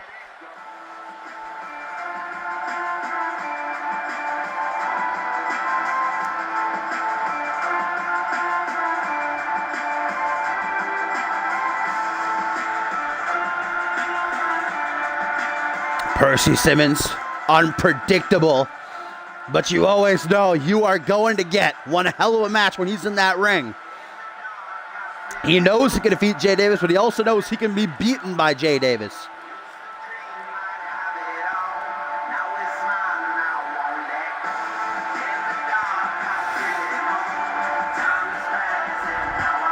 With the Statue of Liberty looking on. I wish we could have someone jump off the top of that.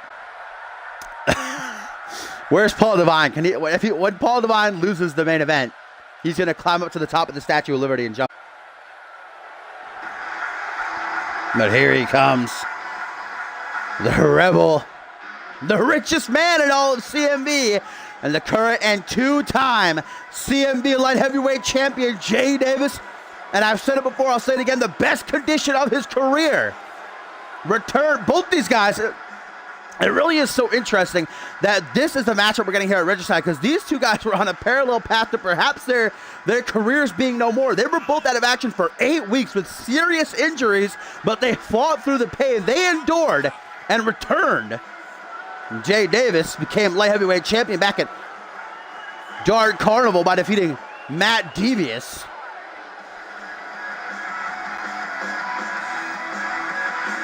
It is his first defense in his second reign. Can Davis get the job done?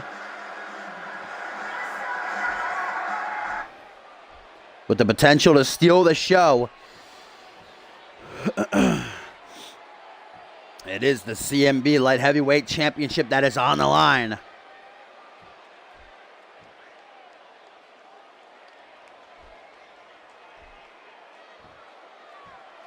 The challenger, the young, up and coming, but already what's going on with his shoulders there? A little bit of, he's shaking a little bit, and that's understandable. This is the biggest match of his career, the biggest stage he's ever been on. Percy Simmons, though, is ready. Woo, baby, getting me excited over here.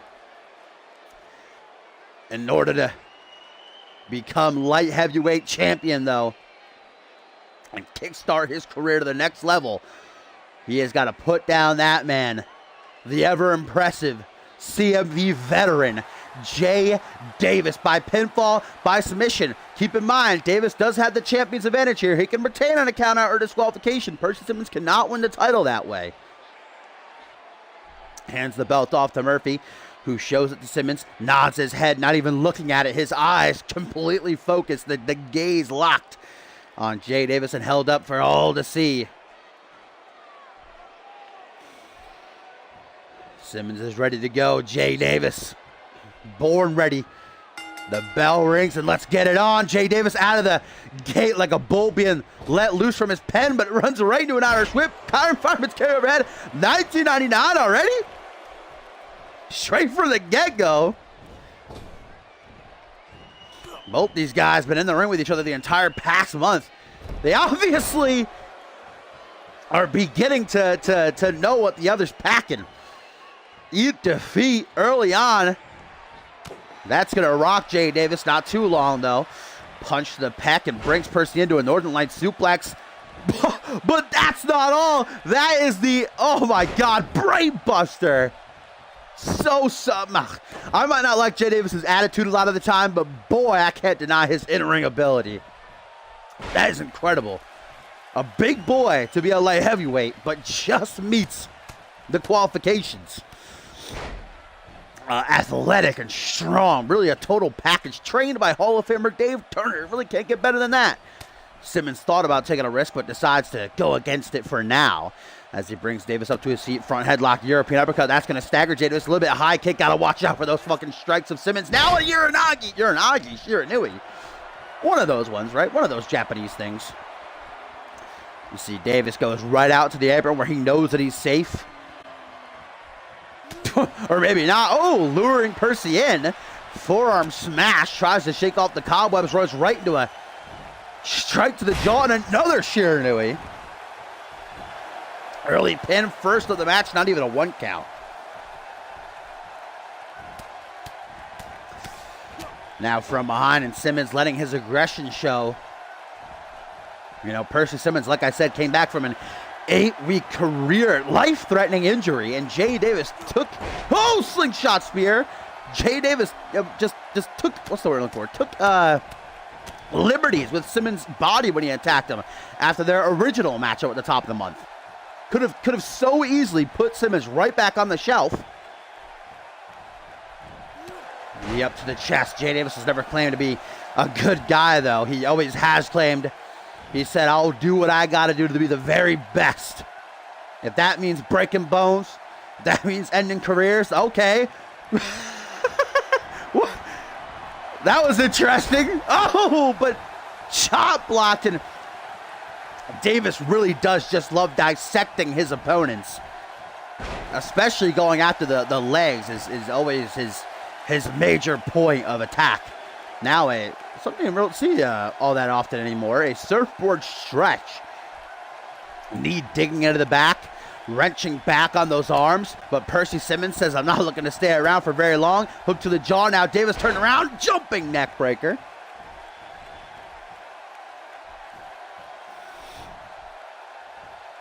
Flips over Jay Davis, hooks that leg. Referee Murphy down to the mat. A 1 count this time. Hey, getting closer and closer to Simmons. First it was a no count, now a 1. Elbow down to the top of the head. The deck is rolling.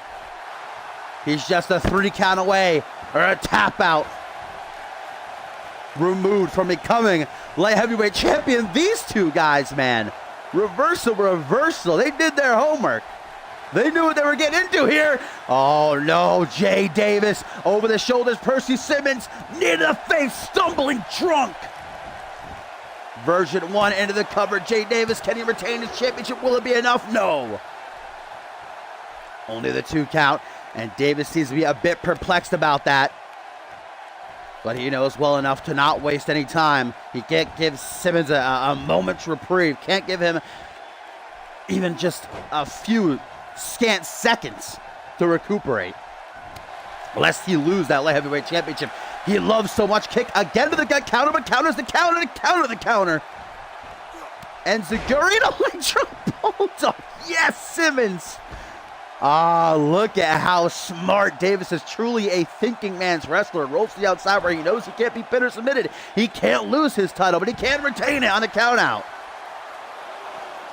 Catchphrase, I'm sure we'll see a lot of those in our main events to come. I'm sure Divine and fucking Hayden will be throwing those all over the place. Count of two, though. Davis returns this fight to the squared circle. Goes for a waistlock. Simmons from behind, though. Punch to the back of the head. And oh! Throwback, baby. Yeah. And now, oh, Simmons. What's the, tuning up the band? Tuning up the band? Simmons. Claymore. Boot straight to the face. Percy Simmons came to Regicide to get him some of Jay Davis and that light heavyweight championship. Down on one dude. Knee. Punch to the top of the head, but a knife edge. Chopping up. Jay Davis has had enough. No more playing around. Stumbling drunk. Version 2. That's the one that put down Simmons some weeks ago. 1, 2. Jay Davis, hands on top of his head, looks at referee Murphy like, you gotta be kidding me. He doesn't believe it. He can't believe it. Again, though, doesn't waste time sulking. Keeps the pressure on, maintains that driver. He's throwing shoulder tackles like he's throwing shade. And now a modified back suplex. Percy Simmons is getting rocked. Up over the shoulders. GTS again. Simmons' face is getting turned into hamburger meat as Davis hooks the leg. No. Still, it does not amount to enough. Davis, with his eyes on the prize, completely focused. Again. Stumbling drunk, delivered with such velocity that Murphy nearly fell out of the ring. 1, 2. Jay Davis is beside you. Kidding? Percy Simmons bringing his A++ game, baby. No, don't tell me. The fans on their feet, you can't see me. A little bit of a 5-knuckle shuffle. Look at them moves. Bam! Fist drop. How'd that taste, Jay? When you wake up, let me know, because Percy Simmons is on the prowl. The jack of all... No! Caught with a jawbreaker just as Simmons was throwing his last-ditch effort, or maybe not. Simmons has been feeling down and out. He ain't been doing the hottest in this matchup. Single knee face breaker, shades of Ryan Kent.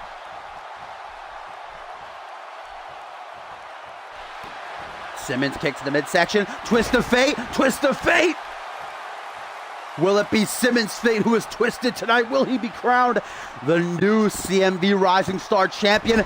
636 on off the second turnbuckle. Are you kidding me? That is athleticism. That's incredible. Hooks the leg. 1, 2. Oh. And now it is Simmons who's in the shoes of Jay Davis. Stunned. Baffled. But this is how he beat Jay Davis 2 weeks ago. Clapping the hands. The jack of all trades. Boot directly delivered to the temple. Davis is out. 1, 2, 3. I knew this was going to be a banger. I knew this was going to steal the show. Jay Davis kicks out. What do one of these guys have to do, man? What needs to happen in order for one of these guys to stay down for a 3 count? I'm not too sure anything will do it. Told her it wasn't a trace. Forearm smash back Simmons into the corner, but still digs down deep for whatever he has left, fighting with every ounce, every fiber of his being. But Jay Davis looks to dash the dreams. GTS. A 3rd time. 1, 2. Just a 2 count. But Davis says, no, you're staying down. Percy Simmons says, nah, fam. You're going to have to kill me.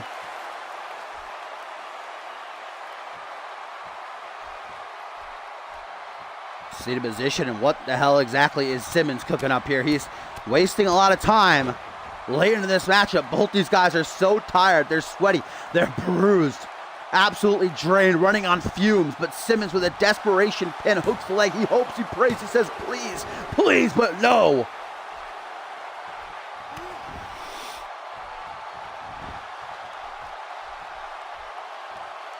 Percy Simmons now surveying the scene like a shark in the water. He smells the blood. He needs to pick the perfect approach.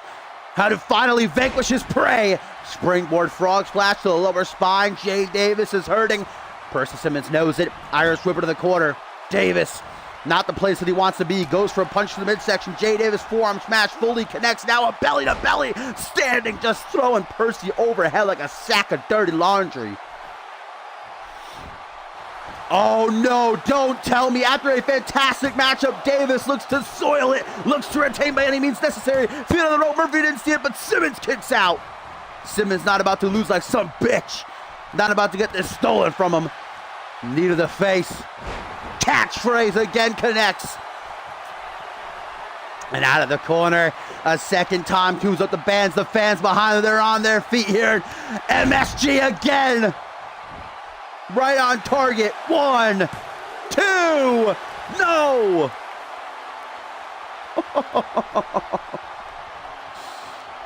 But Simmons knows. He realizes that keeping his finger to the trigger is what he's got to do. Jack of all trades again connects, flips him over, hooks the leg. 1, 2, 3, and Percy Simmons is the new CMV light heavyweight champion. Percy pressed through.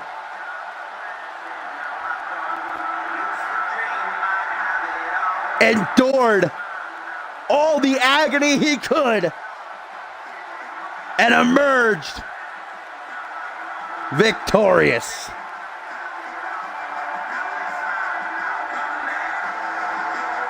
What a match. I knew the instant that this bout was announced that this was going to steal the show. We still have 2 great matches that could easily brush it aside, but I don't know.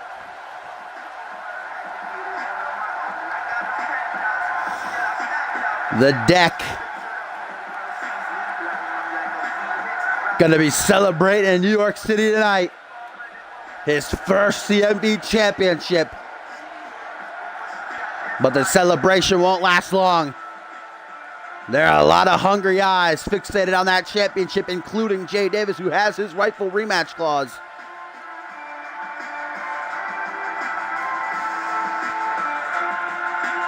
Congratulations to Percy Simmons. Well earned.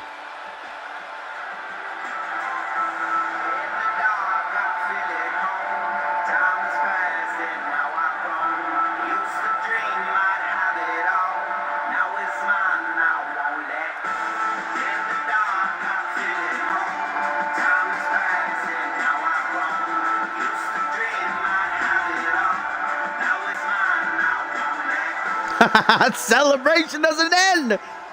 Simmons on cloud 9. And making sure everybody gets a good long look at him with that championship in tow.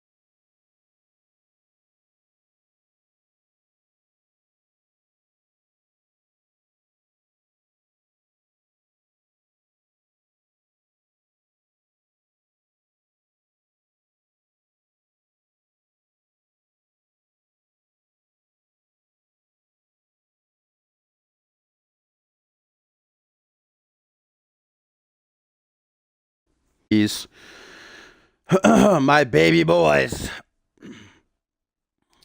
here at the 3rd annual Regicide. It is co-main event time. So far, it has been a great night. Some superb action. Brandon Rain retaining the Rising Star Championship. Alistair Knox, the new United States Champion. The Brass Ring Club crowned the inaugural Trios Champions. And we just saw Percy Simmons and Jay Davis put on a 5-star classic as the Deck got himself his first taste of championship gold. And now we take a break from the title action before getting to our main event up next. The fatal 4-way elimination match for the Undisputed Championship. The grandest prize in all of CMV will be on the line as Hayden defends against 3 of the best that Fusion has to offer. Damian, Ryan Kent, and Paul Devine. But first, we are getting an encounter that is sure to leave both of these men reeling. First time ever, Travis King and Bison meet one-on-one. The former Undisputed Champion, the perfect specimen Travis King, currently making his way towards the ring, and this matchup started at the top of the month, well, really at Dark Carnival, after Bison had lost to Schmitty yet again inside of Lethal Lockup. Cole Savage made an appearance and pretty much to an extent said, Bison, you're better than being Johnny Sampson's lackey. What are you doing? You used to be a monster, you used to be a beast, but now you're nothing more than a pup getting beaten around. And those words just obviously burrowed into Bison's brain, as the next night on Fusion, he wouldn't show up for a tag team match. He was supposed to team with Travis King to take on, what was it? Take on Josh Wolf and Schmitty. And when Bison didn't show up the week after, Travis King confronted him and said, what the hell are you doing, man? We have a great thing here set up with Sampson. He had told us if we just do what he asks, he will get us back to the top where we belong. Travis King said, don't mess this up for me, Bison. But Bison would continue to defy Sampson's orders and not listen to him. In an interview the week after that, Travis King would finally say, enough. If you're going to try to fuck this up for me, then I'm going to take you out before you can, and challenge Bison to this matchup here tonight.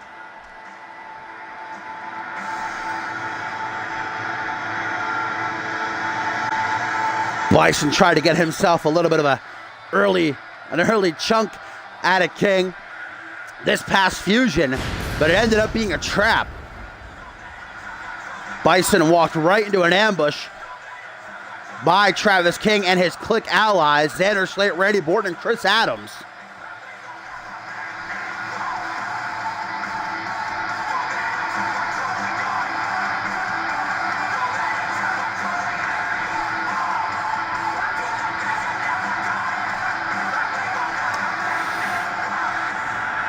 The Barbarian, the Beast, the original monster of CMV, is his own man once again. And his rise to the top to finally, after years and years, reach that pinnacle, that world championship that even King himself has held before Bison. It all starts here with going right over the perfect specimen, belly to belly. And Bison truly is that of a bison being released from its cage to just cause mayhem as he is just fucking murdering King. A little bit of like a twisting power slam, goes for an early pin, but King not going to go down that quickly. He's a former world champion for a reason, winner of last year's Cyborg Invitational, which currently, of course, the 4th annual one going on currently on the Genesis side of things. Fights back to his feet, claps the temples, though, does Bison. What? Jesus. Bison doesn't give a single goddamn fuck if he were just to rip Travis King's arm off right there, now sending his 300+ pound frame down across King's sternum and ribs with that senton. Travis King has got no offense in at all, as now he's belly to belly off the apron into the ring.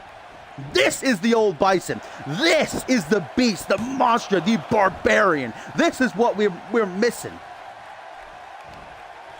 That's what Cole Savage said. He said, "You are better than this, Bison.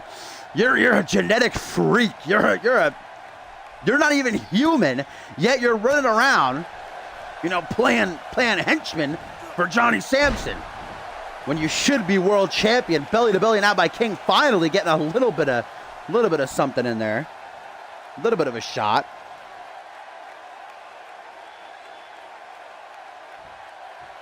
Coming up next, the main event of the 3rd annual Regicide, a fatal 4-way elimination match for the world title, guys. And just 2 weeks from tonight, April the 15th, at the 3rd annual Absolution, we will have the 6th CMV Royal Rumble matchup as Travis King pulls off a nice crossbody. Not too frequently he goes up high, but doing what he's got to do to handle the just absolute raw power and aggression of Bison, who now rolls to the apron, tries to go for a shoulder thrust, instead gets a kick to the side of the head.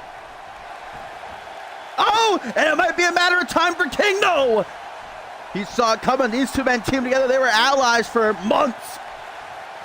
Knee to the gut, though, for whatever Travis tried for there. Tries to punch the ghost of Chris Benoit. Reversal fest up in here like it's 1999. Body splash out of that back suplex. Hooks the leg, just the 2 count. But 30 men will compete in that over-the-top rope battle royal, with the winner headlining the last pay-per-view of the year, Homecoming, world championship opportunity of their choosing. And I know that both of these men are gonna be there. Matter of time. Murphy rushes into the pin. 1, 2, but Travis King's time is not up just yet. Bison's no idiot. He might be a fucking absolute behemoth, but he knows that he's gonna have to do something drastic to take out King like this. The Iron Maiden locked in by the OG monster, and Travis King is forced to tap to the will of Bison.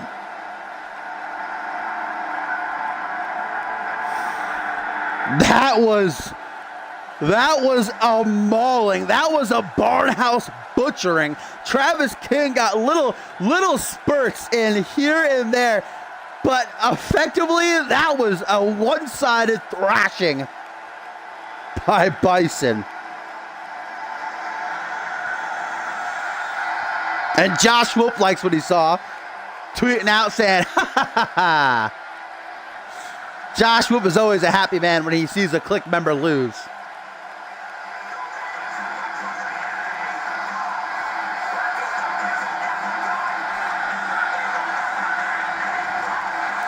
Bison is reborn, and he is on the hunt for that undisputed championship. And he will rip apart any man who attempts to step in his way.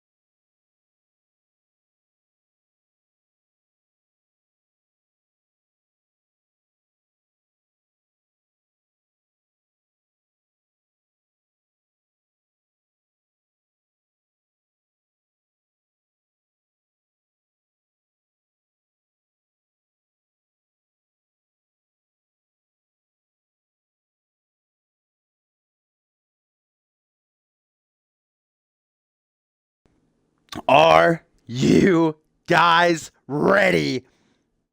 We are set. It is main event time, live from Madison Square Garden in New York City. It is about to go down. Fatal four-way elimination rules for the grandest prize in all of CMV, the undisputed championship. Ryan Kent, all divine, and of course the champion himself, Hayden. And this is just truly perhaps one of the hardest matches to call and most definitely to bet on. Who do you put your money on here? Damian, the man with a record of 22-3-1. Ryan Kent, the most decorated superstar in the entirety of CMV, perhaps in the fucking entire landscape of wrestling. Paul Devine, a four-time world champion, and a man who has beaten all three of these guys, Damian, Ryan Kent, and Hayden, on the build-up to this match. And of course, last but not least, the five-time record-setting world champion, the one and only Hayden. This is definitely, if not the one of the biggest main events we have ever seen in CMV.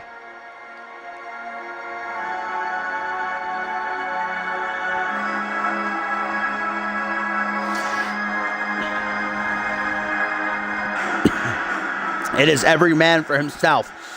At the end of the night, only one of these guys will be standing tall in the ring with the World Championship in tow. But I would not be surprised if we see partnerships pop up here and there throughout this matchup. Most notably, if I were one of the three other guys, I'd be like, yo guys, let's fucking jump Damian and get him the hell out of here, because holy fucking shit, look at the size of this guy. 7 feet tall, 300 plus pounds, with a record of 22-3-1. The Gargoyle of Destruction is a phenomenon, plain and simple. I want to know who Damian's mother was, because God bless her for fucking shitting this guy out.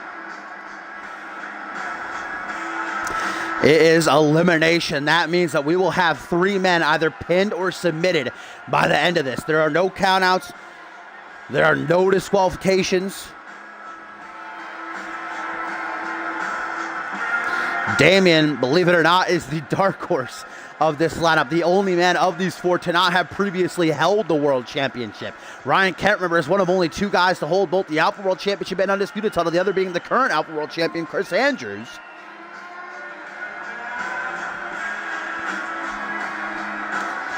And Damian, also perhaps one of the fastest rising stars, only 5 months into his career, already in the main event of a pay-per-view fighting for the World Championship. As here comes a man he knows very well, the fire starter, Ryan motherfucking Kent. Should we run down the list? Should we do it? Let's do it. Let's do it. 2-time unmatched world champion, all right? Hardcore champion. Money in the Bank winner. World champion, all right? We got a tag team champion in there. International champion. Wait a minute. What's that? Oh, light heavyweight champion? Oh, wait, you must have forgot Alpha World champion? Ryan Kent is a guaranteed first ballot future Hall of Famer. But before he's done, before he hangs up them boots, he wants a proper run with that world title. His first reign, it didn't last so long. And that's been used against him a lot of the time. People saying, yeah, you're a former world champion, but for what? A month? Ryan Kent wants to eradicate that stigma. He wants to capture that championship and hold it for as long as he possibly can. And then there's this guy, the Asian sensation, Japan's biggest export, the man who puts the rising and rising sun, a 4-time world champion. He beat Hayden last month at Dark Carnival, but he didn't want there to be any sort of, what's the word I'm looking for? Conspiracy, I want to say, surrounding the situation, because when he pinned Hayden, the A-lister had his hand on the bottom rope. Divine didn't see it, Murphy didn't see it, but we all did. So afterwards, Hayden said, no, fam, I'm fine with it. You won. But Divine said, I ain't having that. If I'm going to beat you, I'm going to beat you. And ain't nobody going to say nothing. So he ended up putting the title on the line in a game of cards to which he let Hayden win. And that's just the pride of Paul Devine. He doesn't want to hold that championship. Everybody's going to be walking around saying he doesn't deserve it.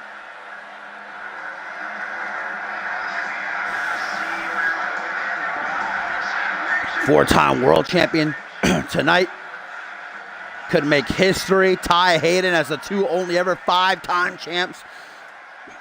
If you're a bet way, you haven't put your money on Paul Devine. He's beaten every one of the three other guys in this matchup leading up. He beat Damian, he beat Ryan Kent, and he beat Hayden. Even though it was beat by count out, he still beat him. And then he and Hayden won a tag match earlier this week. But last but not least, to round it off on a level of his own, a man who has main evented 2 ascendances. A King of the Ring winner. A Royal Rumble winner. 5-time world champion. Hayden has been up against the odds before, my friends, and he has still emerged victorious. This is a truth. I said earlier this week that it could be an advantage and a disadvantage at the same time. Because on one hand, he's still in the ring against 3 other guys fighting for his title. But it being elimination, he will have to be pinned or submitted in order to lose his title, whereas if it was a normal fatal 4-way, like earlier tonight, look at the triple threat, the U.S. triple threat. Thompson lost his title, wasn't involved in the decision. Alistair Knox pinned Bloody Justice.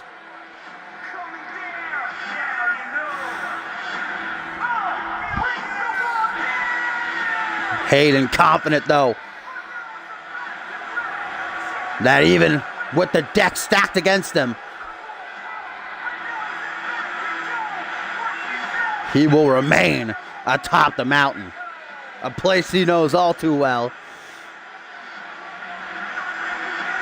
You know, on the topic of Devine again, if you want a little bit of CMV trivia for you, it was a year ago tonight, the second annual Regicide, that Paul Devine won his first world championship in a fatal 4-way, brought the legendary reign of Justin Sane to an end when he pinned Schmitty.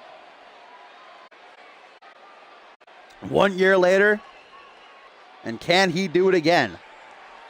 The wait is over. It is time. Murphy holds up that championship, glistening in the light for all to see. Damian, Ryan Kent, Paul Devine, and Hayden ready to go. Rings the bell. Let's see who goes after who. Damian right after Paul Devine. Kent to Hayden. I know a lot of people have been clamoring to see a one-on-one Ryan Kent and Hayden matchup. A lot of people also been pining for a Damian Hayden. Everybody just wants to fight Hayden, and with good reason. You beat Hayden, you're a fucking star. You beat Hayden, he's the gatekeeper. If you can beat him, you can beat anyone.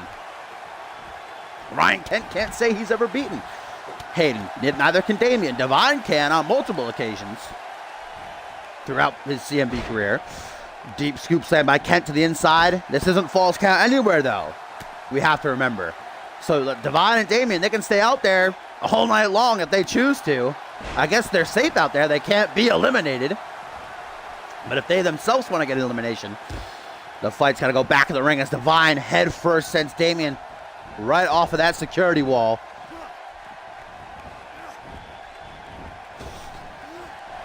I don't remember a Ryan Kent Hayden match.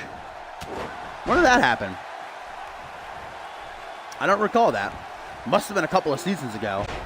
We all know I got that terrible memory as Damian looks to fucking decapitate Devine. Already rolls to the outside. That's what I would do. Oh!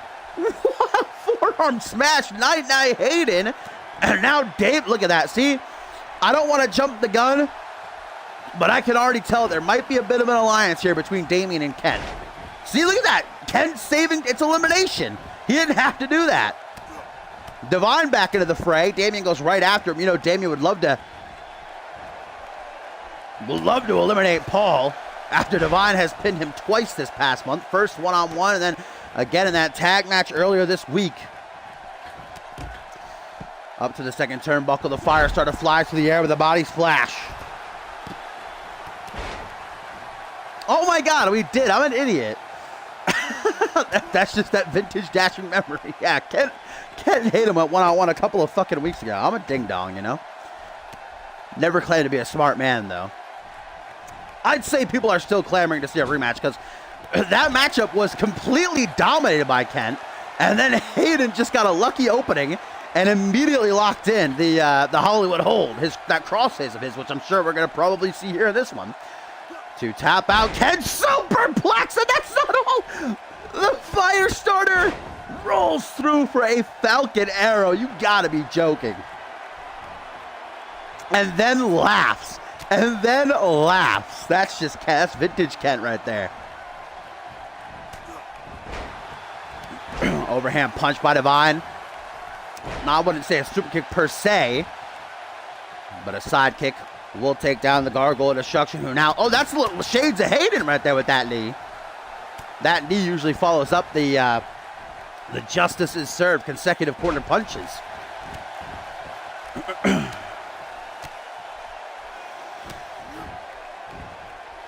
A lot of people not putting their money on Hayden, and I understand it.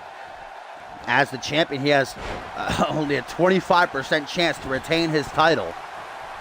But I would never, you can hold a gun to my head, I will never underestimate Hayden. I will never count him out, because he's Hayden. I mean, just take that Kent match, for example. Like I said, Kent was beating the hell out of Hayden the entire time. Boom, one opening, Hollywood hold locked in, see ya, bye, it's over. Oh, look to the ring, Divine set up for something! Damien eliminated from the Royal Rumble. The 6th annual Rumble, just 2 weeks away. 2 weeks from tonight, April the 15th. You know, Paul Divine won last year's Royal Rumble. If he's not successful here, I'm sure he's going to look to make it 2 for 2. Hayden also a Royal Rumble winner as Damien gets taken down with the catchphrase. Meanwhile, there's no doubt in my mind that there's some sort of alliance between Damien and Kent here because they have not even looked at each other. And Kent even defended Damien earlier, as I think Hayden just countered that single knee face breaker. Meanwhile, Michinoku driver to Damien gets a 2 count, nearly a 3, but not quite enough. Now, Divine looks to take out Hayden. Oh my God. Divine wants to guarantee us a new undisputed champion, but Hayden says, nah, fam, what you thinking?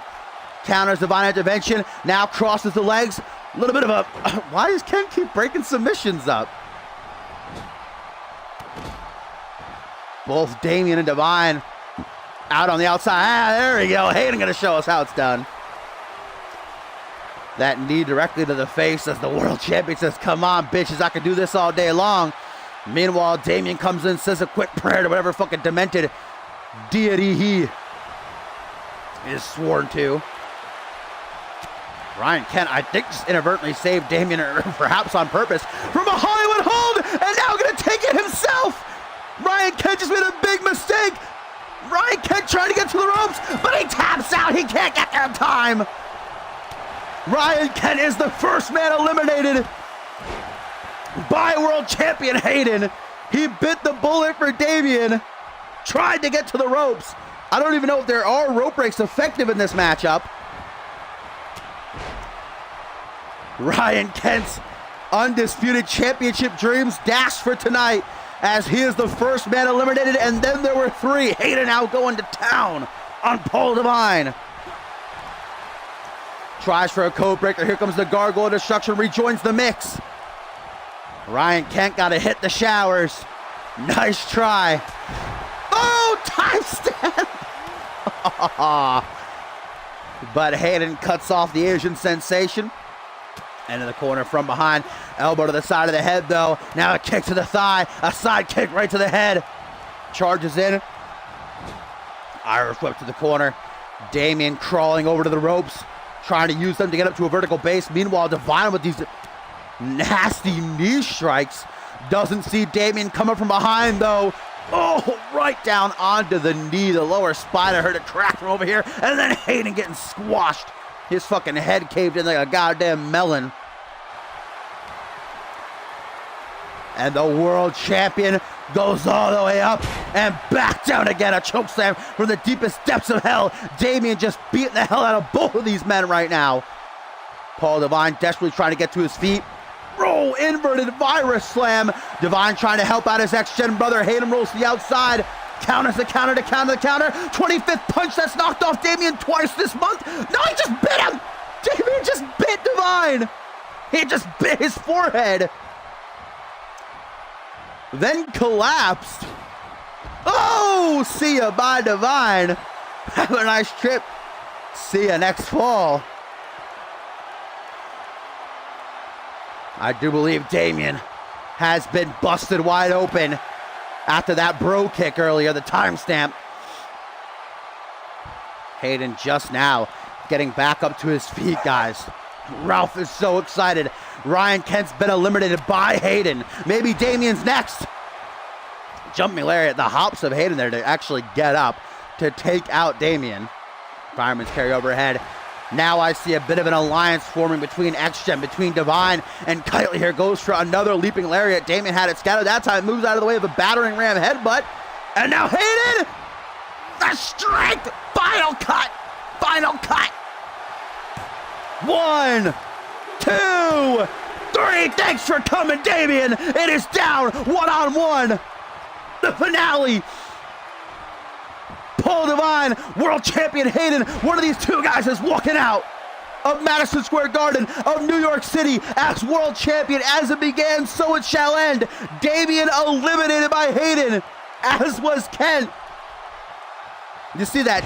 Let me break character real quick. You see that Damien protection? Not using the Hollywood hold to tap him out. Damien can't tap. Hayden knew Damien was not going to tap. Use that final cut, went old school with that shit. Damien out to his feet. Gonna join Ryan Kent in the locker room. Devine, it was 1 year ago today. He won his first world title in a fatal four-way match here at Regicide. Can he do it again? Hayden, Paul Devine, about to get the title stolen from him. Dirty heel tactics. Hayden gonna do what he has to do. Devine's like, what the fuck, bro? I gave you back the championship because you got a rope break. You trying to do me dirty like that? Draped across the top rope. It all comes down to this. Who is walking out as world champion? Can Hayden make it 3 for 3? Or can Devine come back? Catchphrase. The maneuver he utilizes to pay homage to Hayden might be the maneuver he utilizes to defeat his ex-gen brother. Elbow to the side of the head, claps the temples, now a hip toss.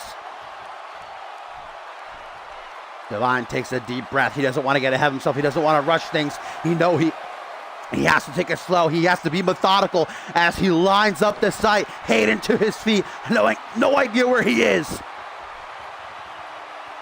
Devine. Intervention. Can it be? Middle of the ring. 1, 2. No. Kitely, as always, never ceases to disappoint. Finally gonna get this locked in. Nobody to break it up. Ryan Kent cannot watch him come running down the ramp to break it up again. Like, no. Devine gonna escape though, and now a shout out to Brother Quantum with the Future Shock DDT. Looks to take a high-risk maneuver. Senton. It pays off for him as now he goes to the corner. The CM Universe are split down the middle. Ryan Kent, Damien have been eliminated. 1-on-1, the X-Gen brothers, it always comes back to them. Even though Hayden was able to kick out of Divine Intervention, he has not moved since. Just as I say that, makes a reversal, a much needed one, creates the opening. Can he pounce on it? Can he finish? Can he retain his gold against the odds? Can he prove why he is the greatest of all time?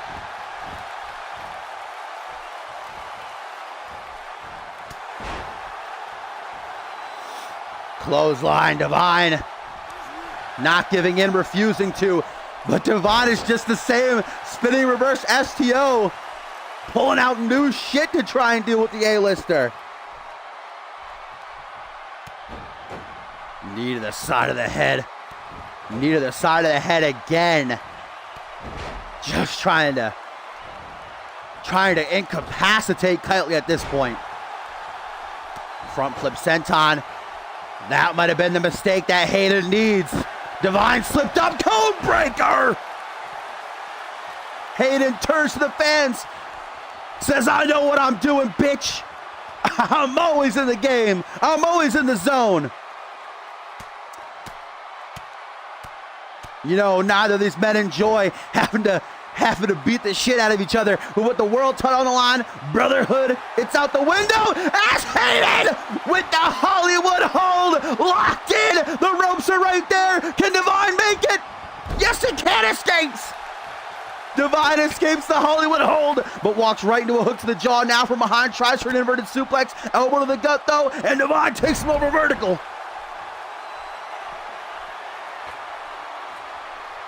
Paul Divine feeding off the energy of the CMV universe. Ryan Kent tapped out to the Hollywood hold. Damien was pinned by a final cut from Hayden.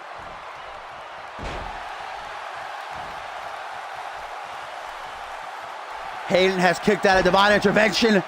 Paul Divine has escaped the Hollywood hold. Another catchphrase, and look at how meticulous Divine is. Not going for the pin, not wasting any time. Hayden now, again, tries for a pin out of pure desperation to remain the undisputed champion. Brings Divine up to his feet. Takedown by Divine, though. Shoots in, but overhead with the fireman's carry. Drop down onto his ass, and Hayden closes in. Both these men back and forth. You can tell that the end is nigh. We're creeping up on the finish. But which of these two will it be? DDT. Can Divine make history? He's going to look to right here. Lining up. 25th punch. 24th punch? Sorry, Quantum. Hooks the leg. 1, 2, 3. You have got to be kidding me. I don't know why I expected any different. I don't know why I'm surprised that Hayden kicked out there. He's Hayden. Both these men, every time they're in the ring, it is magic. Takedown now. Wouldn't even know that this was a fatal four-way to begin with. That Ryan Kent and Damien have been eliminated. Another codebreaker, and Divine is busted wide open. Now blood. Oh my God, he's already bleeding bad. That is a nasty cut. Absolutely drenched in the crimson. Proverbial. Bleeding like the stuffed pig. And a DDT gonna spike him. Hayden wants to make sure the job is done. Nice and tenderized is the Asian sensation as Kitely once more goes for the final cut. Goes for the final cut. Jumps down behind neckbreaker. Oh my God. Divine. Reverse third catchphrase. Get out of here. 1, 2. No. Get the. You gotta be joking. And Divine resorting to trying to break Hayden's arm. He does that. Kitely obviously can't use his Hollywood hold. Damage those arms enough. Gator roll. Now transition to a crossface. I think Divine more looking to, catch his breath for a moment. Regain a little bit of stamina as now out of the corner. This has got to do it. 24th punch again. Drags his brother's lifeless body away from the ropes. 1, 2, 3. What? What? No! No! I refuse! Backslide driver, Divine tries. Can he steal it? Can he steal it? Oh! Tries to take Divine by surprise. Now to the second turnbuckle. Hayden from up high. He is not a guy you're going to see zipping around too much, taking risks like this. But the situation calls for it. He's got to mix up his game. Divine now going for a bit of a ride. It ain't going to be a fun one. Chest first across that top rope.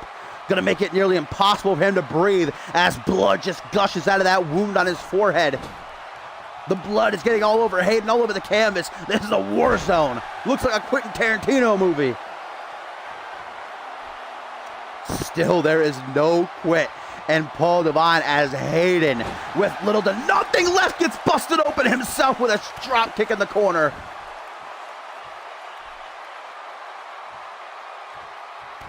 Seated position, a kick to the back of the head sends shooting pains up and down the back. Still though, Hayden makes a reversal, drops Devine with a DDT. Now brings him to his feet and face to face they stand, kick to the gut, third code breaker. How many is it going to take? How many code breakers until Hayden gets the Undisputed Championship? Will it be enough? No. I'm not even surprised anymore. Here we go. Hayden looking to finish. Hollywood hold again, but rope break. No.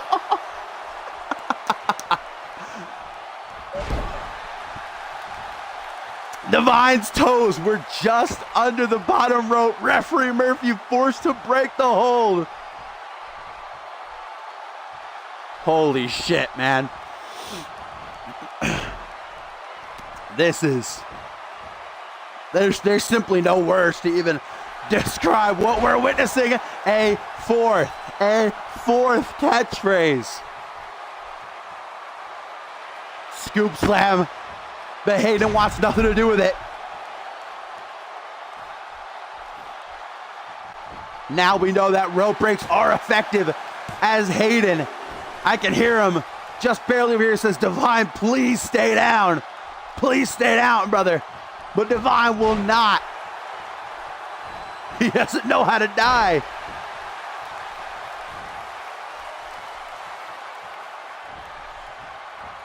Now an Irish whip to the corner again, and maybe Hayden looking to deliver some justice. No one sick, it's a knee to the chest. And some eat defeat. Hayden gonna get lost in the woods.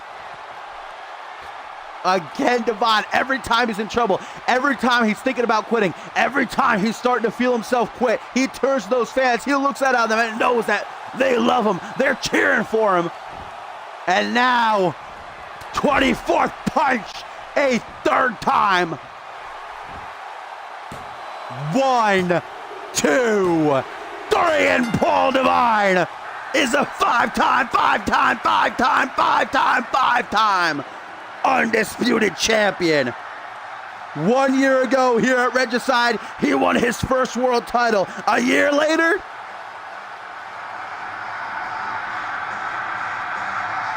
and he does it yet again.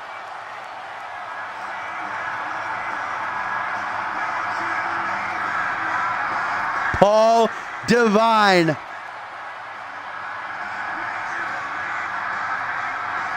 is a 5-time champion. Hayden eliminating Ryan Kent and Damien. And it came back to what it always comes back to. The X-Gen brothers. This time there's no conspiracy. There's no wondering whether or not Devine really deserves it, because look at his face. Drenched in blood. Barely able to stand, but with that world championship in hand, Paul Devine stands tall.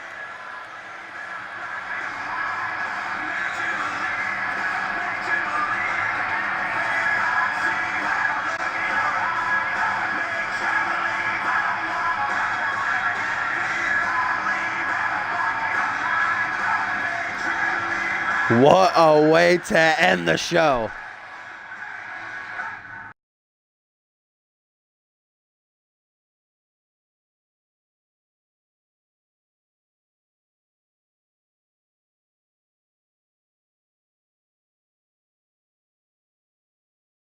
Wait a minute.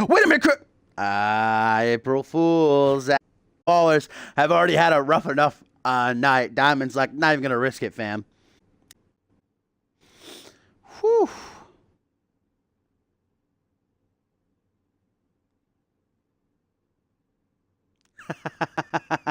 Paul Wolf Divine. Yes, absolutely. Man, what a show, though. That was a really short pay-per-view. 166 minutes. That's probably one of the shortest. What is that? That's like 2 hours and some change. Oh. Apparently, Yoon was injured there. Wait, when is that from? That's from September, week 3. What are we on? Okay, I don't know. Yoon's either injured or isn't. I'm not too sure. I can't tell you. But guys, thank you for watching as always. Like I said at the start of the stream, I'm going to try to do Fusion tomorrow. But if I can't, then I'm going to take a week break and I'll be live next Monday. And then obviously that'll change all the pay-per-view dates. But I'm going to try hard to do Fusion tomorrow so that I can stay on track, which would mean this Saturday will be Wild Card, and then Absolution will still be on the 15th. So make sure you join our website right here so that you know. You can stay up to date. CMVWrestling.com. CMV, if you're just interested in knowing a little bit more about us. Official CMV_. That's our Twitter. You can follow us for updates, signings, match cards, all that kind of good stuff. And if you do join, you can check out our Discord here. More than welcome. Topher's the winner.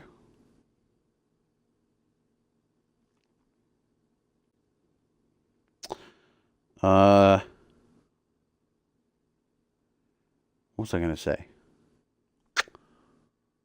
So I was going to end on something, but I completely forgotten. Oh, well. We'll just end on a fupa as always. To succeed, you must believe. When you believe, you will succeed. All right, guys? That's what Paul Divine. That's Paul Divine's motto right there, right? And that's why he's a 5-time world champion. So thanks for watching. Great show. Hope you enjoyed it. And I'll see y'all hopefully tomorrow. If not, then next week.